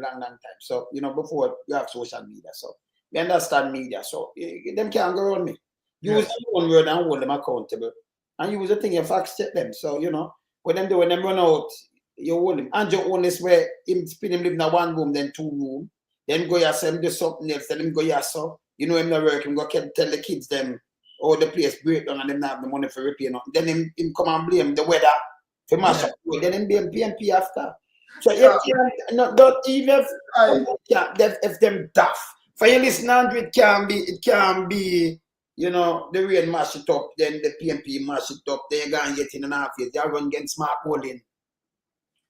Yeah, run get smart holding, you know, run get. Yeah, you can't tell me about Marcus Kevin dead already. Yeah. him blame the thing. Well, my brother, it don't make no sense. But this kind of supposed to step on the ballot. That's what I never want to say. He may say party I run against Mark Golding. He's not supposed to step on the ballot. That goddamn disgrace. Yes, my brother. You see, because he go on now, he might blame the decline of the economy, you understand, and Beryl. But yet, the economy started to decline before Beryl coming up. Of course. I'm sure. Sure. And these are the things that we talk about. So when them come out and them blame, you understand, the economy decline and Beryl. It's simple. We're showing the evidence where the decline, the economy started to decline before Beryl come. Mm. So then, and then as what Sir Golding said, you understand? Sir Golding spoke the truth. Other countries, as a matter of fact, in the Caribbean, some countries were Beryl destroyed. You understand? We're able to spring from Beryl and showing 3 and 4% growth. The reason why we are not showing any growth, people, it is as simple as ABC. The reason as to why we are not showing any growth, because JLP, Jamaica Labour Party, you understand, had stolen most of the money. Yes. And that is a simple truth. No matter how they want to spin it, no matter how they want to shape it, no matter how they want to narrate it, it's simple that we are suffering from an economic shock to the fact that Andrew Holness administration, right, cannot account for what? $3 trillion cannot be accounted for, right? And you realize how the money have been stolen through nepotism, right? Stolen through nepotism. So people have to understand that. Now when you have a situation where you have Keisha Mark, right, at the Montego Bay Municipal, and you have the reconciliation report not being prepared for several months. You understand? What you call that? What you call that? No, come on, that is sick. But come on, sperm whale black from sperm whale west from sperm whale black. Me see Sir Mark Golding go down there when we look at sperm whale west. I give him a tour. And him depend board, him depend school board. Depend school board. Yeah, him a chairman and you disrupt school. This a joke. You put educators, cheer people on these kind of board. You don't put dunce. Yeah, that's what I say. That's sick stomach, man. But this is what Andrew do. Him like them people. Him want to go around and some people. We don't look at We can't have them foolishness. Can't work on your son. Man, I read man there. It's on your son. But we fact. Oh, me I move now, brother. If you know, man, me never want you come on. Me neither. Right now, different time now too. Because you see them the backstab. Me not work with it. Straight man there. That's how it go, my brother. Definitely. All right. Now I play with them, Yes. When I look on Chopper John resume, you understand? And you put this man upon school board, right? Chopper John, based on his resume, you understand, seems to be just and let me say it properly, right? Because when you look, him just have some 1-year account and some institution when work. Yes. Right, so him can't keep a job. Can't keep a job. You understand what I deal with? Yeah, man. And the truth be told, Wayne, we don't even know that what he put on LinkedIn, if it is even true. No. Let's look at that, people. That foolishness, garbage.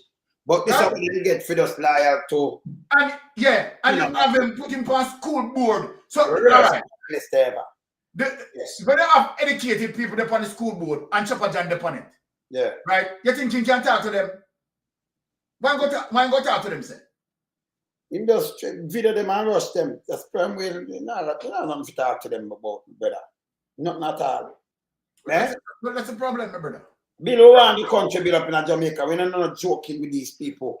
Well, nepotism, cronyism, and PR. They take the money and they do PR. Steal the money and do PR. And I'm going to parliament, going to bench.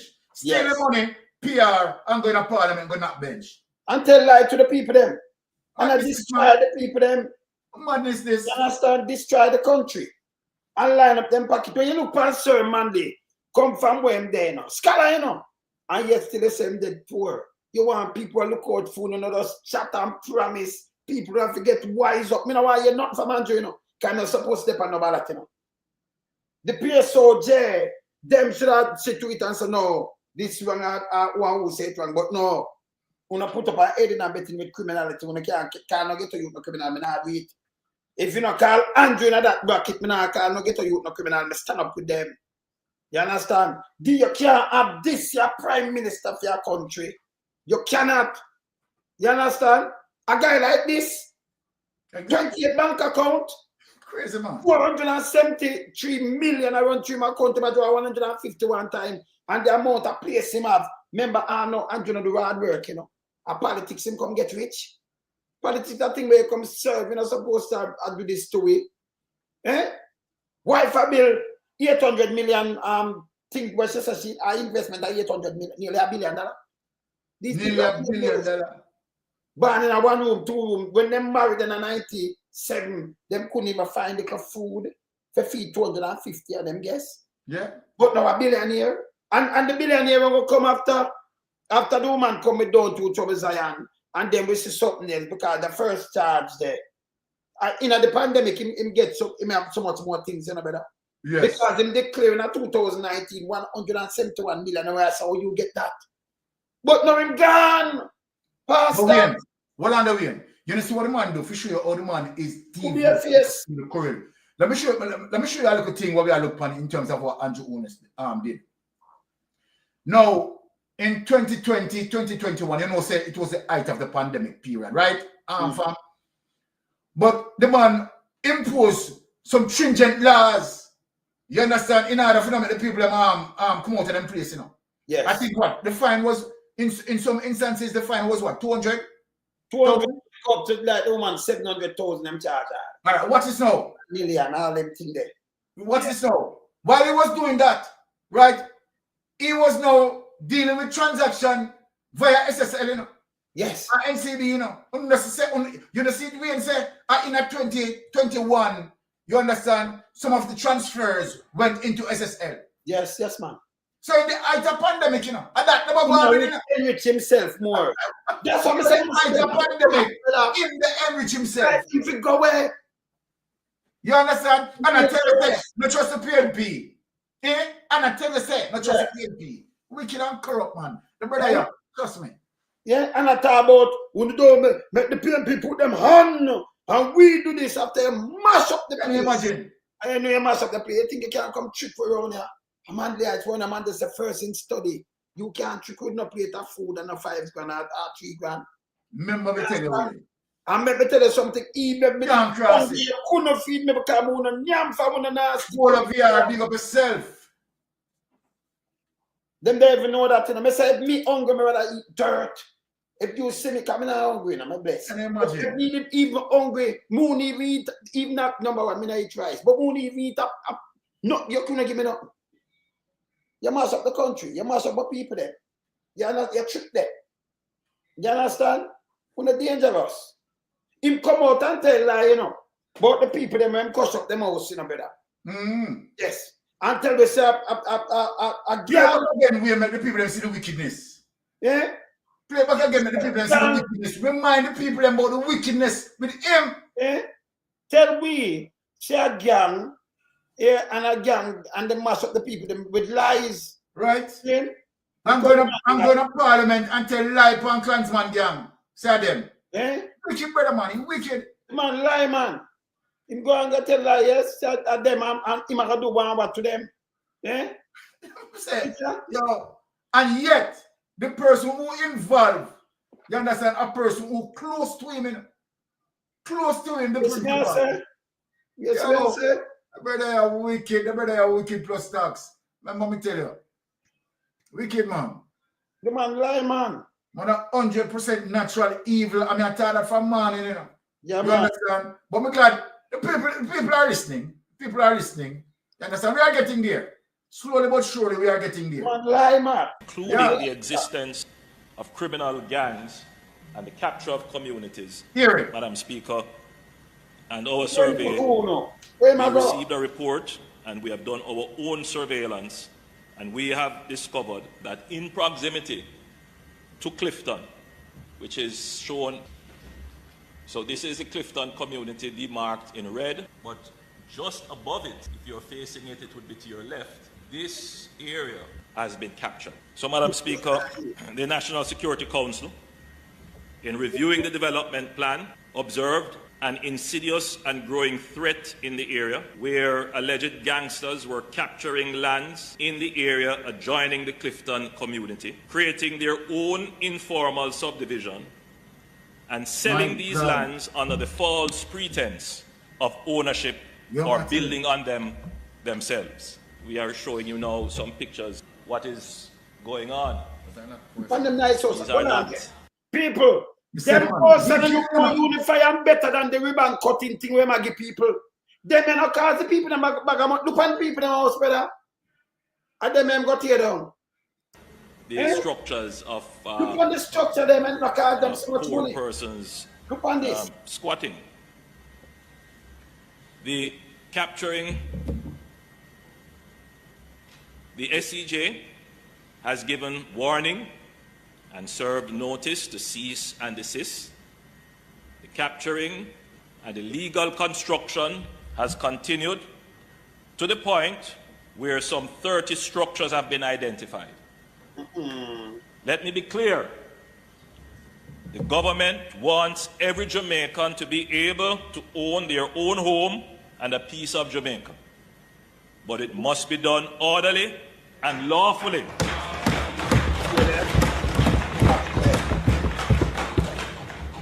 This illegal capturing and building on public or private land will not be tolerated.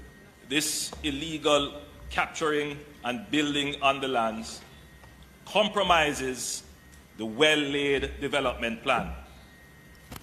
It takes away the land designated for agriculture. You will note, Madam Speaker, so go back to the previous slide. Previous slide. So, Madam Speaker, aside from the technical and security issues that it poses, all of Jamaica must acknowledge, every single Jamaican must acknowledge that this is just wrong.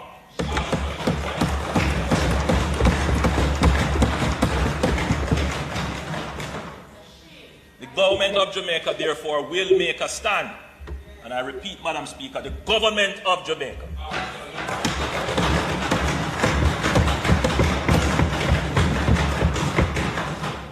this is not going to be left to a government agency.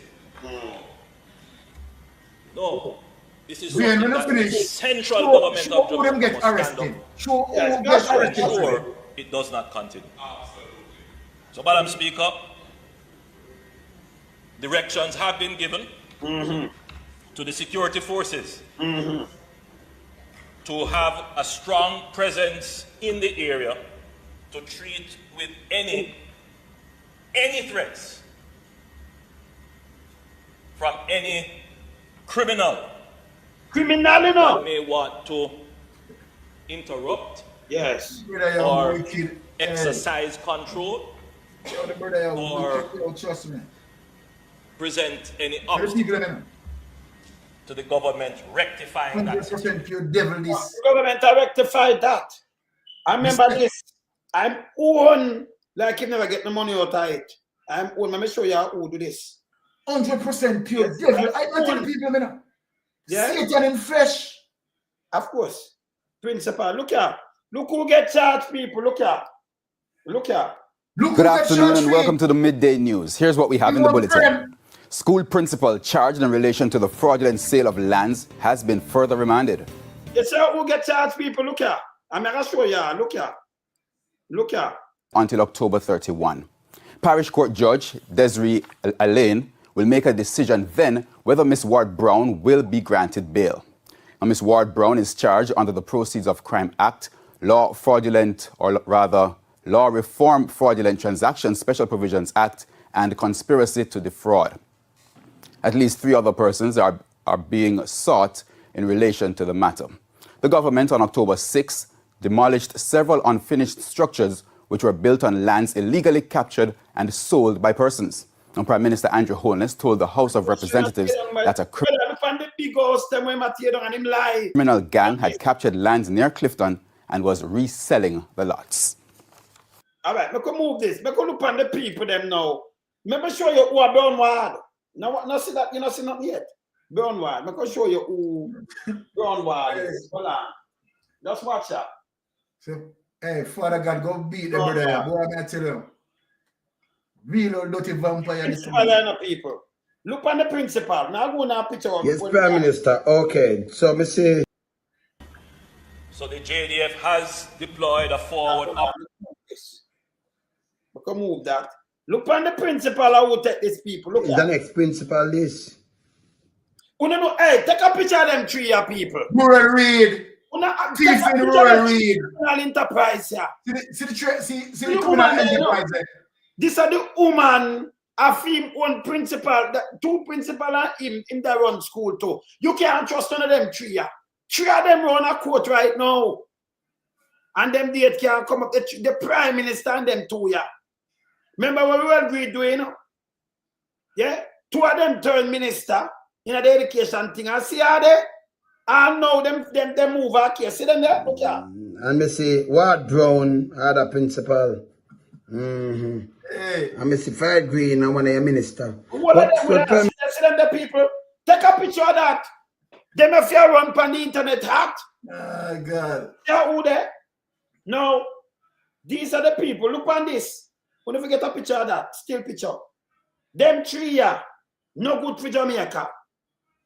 Him a principal, I one was principal, but on that, Ruel Reed was him advisor when he run the education ministry. And Ruel was an education minister too.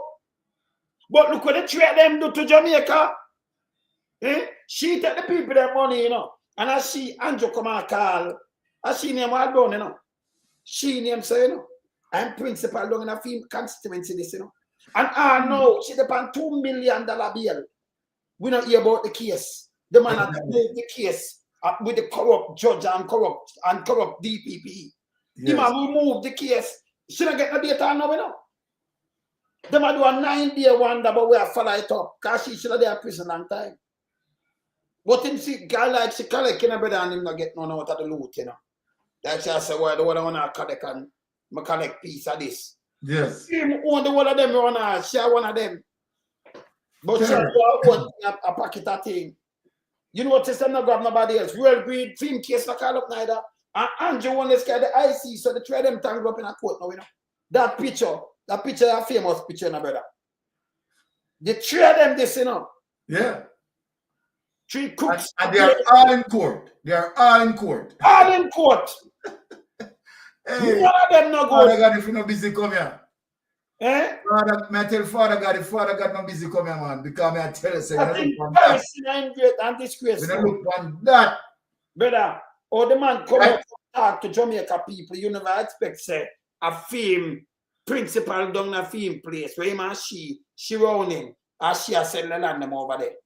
And you go mash on the people them place. She alone them put a $2 million bill, and I know we don't hear no case. Yeah, man. That means short the free. Bless up AAB, new member. That means short the free. Free. Yeah. Yes. Short the free. But you know what they show me though? The people them out there, the judge them, hey, that's why we say we have to move them people, you know. Yeah. We want a new government. And then we can dig in the whole of this and say everything we're wrong. And that they might try to cover, you know. The criminality, they might try to cover, you know. Exactly. Some of them run out to tell them like and thing like this, they might try to cover, you know. The criminality for we don't know.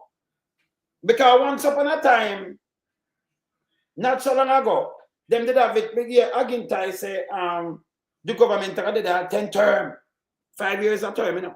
50 years, that means when we dead and gone. You understand? Mm-hmm. You understand? Yes. But then you can ask yourself, piece of nastiness, you don't know where you're going because you're big and nasty and stick. Let me tell you something. It don't make sense to put up my name on this. Can't hear this now. And me, take care of Frankie Power when nobody not listen to him. Me, very artist. Go find out, hey, you want to go find out about me. So you put up these people around your way. Nobody now buys Frankie Power me making vice back because them did a brand him. Frankie Power now have no money for nobody, but me give Frankie Power money by the way. Even doctor bill and me pay it. And there's something for me come tax. I don't know what you're talking about. Because the man knows my brother is a piece of nastiness. Yeah, Get away. In my distraction. Yeah, and me bury them too. Out of my pocket. So just get away. Your distraction, your nastiness. That me tell you, we do no little labor right when it's a piece of nastiness. Yeah. Get away, man. Yes. When you say Frankie Paul, let me just cut a quick thing. When you say Frankie Paul, that's up. Now make a cent and me. Make him Frankie put money in a Frankie Paul pocket and make him advise, make people advise him back. You never know that. Just get away, man. You're crosses. Same? Yes. Good. So you know yourself. Good. All right. And when him sick, I will send him a doctor and me same way. I know him alone, but we not call nobody else name. So you call him name, but we don't go push it and make you know. You have a nastiness. Yes. But that's how when I still like Andrew Honest, love put on a table room and like how one comes to market your thief. You talk about Andrew Honest now. We are talking about criminality. See them there. We have to get rid of them. Anyway, brother. Most of them who the different Andrew Honest, you know, them are thief, you know. No, them yeah, man, them forgot face. You know what them forgot face, man. All right. You see, when them most think so if them call a man, they might put out and say, bro, people are gonna follow one up. When them know so me every artist, so no fool so. And we take care of the most artists, most of them me. I told me no there talk about blah blah. You can't go on my record, you know. You can't go on my record. This is one man. When we run out, when they get bunks back here, yes. But no, my record can't go on my record. Remember, me I tell you this. All right. Yes, man. Yeah, man. Anyway, brother. Blessings. All right. Yeah. Love the show. Love the show. Bolo. Yes, you know. Yeah, man. Me I watch a program, but me I try to understand things and more some clarity. You see? Yes. So the lady where you show the principal. Yeah. The house them where she sell allegedly illegally to people. Yeah. At the same house, Andrew Wallace. Bulldozer down. Bulldozer down. Yes. Yeah. Sir. Yeah. Yes. I feel long nine place. Mighty God of Daniel, but it's a key man. Eh? All already. No, you know, and you know, see him have the two principals. I see them arrest, you know. I see him call clansman, I see him call criminal, and but I'm send a helicopter and see the right side of him. Me tell you, Andrew Wallace, them dangerous, brother. Don't make them mislead the man. Yeah. No, this man is wickedest man for earth to blow. Remember me tell you, Bolo. Bolo, him dangerous, brother. See? No, he man He man must can't be in a prime minister. I'm not supposed to step on a ballot that we are talking about. No truth, no two way about it. Me know say them say like in a cases they're supposed to prove, you know, have the benefit I do. But this no, but this. Lock up before they start that court case. So them charge them have a pan bill 2 million. And I know we not hear no case with that. That mean them take it out, you know, brother. Him let her go, you know. Yeah, it will look so. Him Andrew Wallace can't do that. That's a crime by itself, you know. If you talk to the judge and the DPP and that's what I'm not going to go in because all them things you have to look through and charge people for these things. Then for government, because you have to get a youth or something in the Ghana prison and them get rid of them. Yes. Respect. Yeah, Bolo, cool, bless up. Yeah, my brother. Brother, right. We have to just stay up them, you know, because we own here, you know, we are the Titans and we are the facts when I lied. Definitely. Part of we keep boss a prayer for them and other thing, yeah. Yes. Say, one has to keep it real. And make sure, as them call it, so make sure they don't know. Numerated. And by the way, honest, my sister, we don't have the fake thing them because EOJ put it out. We don't fake. We don't have some fake ID that now go well.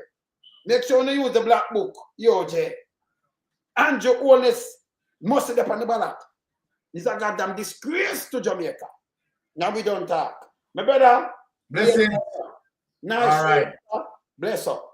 We in Lonesome, we a beat it till the hammer burn. We now make them get in on them and again. None of them boy, we none of them. We in Lonesome, we a beat it till the hammer burn. We now make them get in on them and again. None of them boy, we none of them.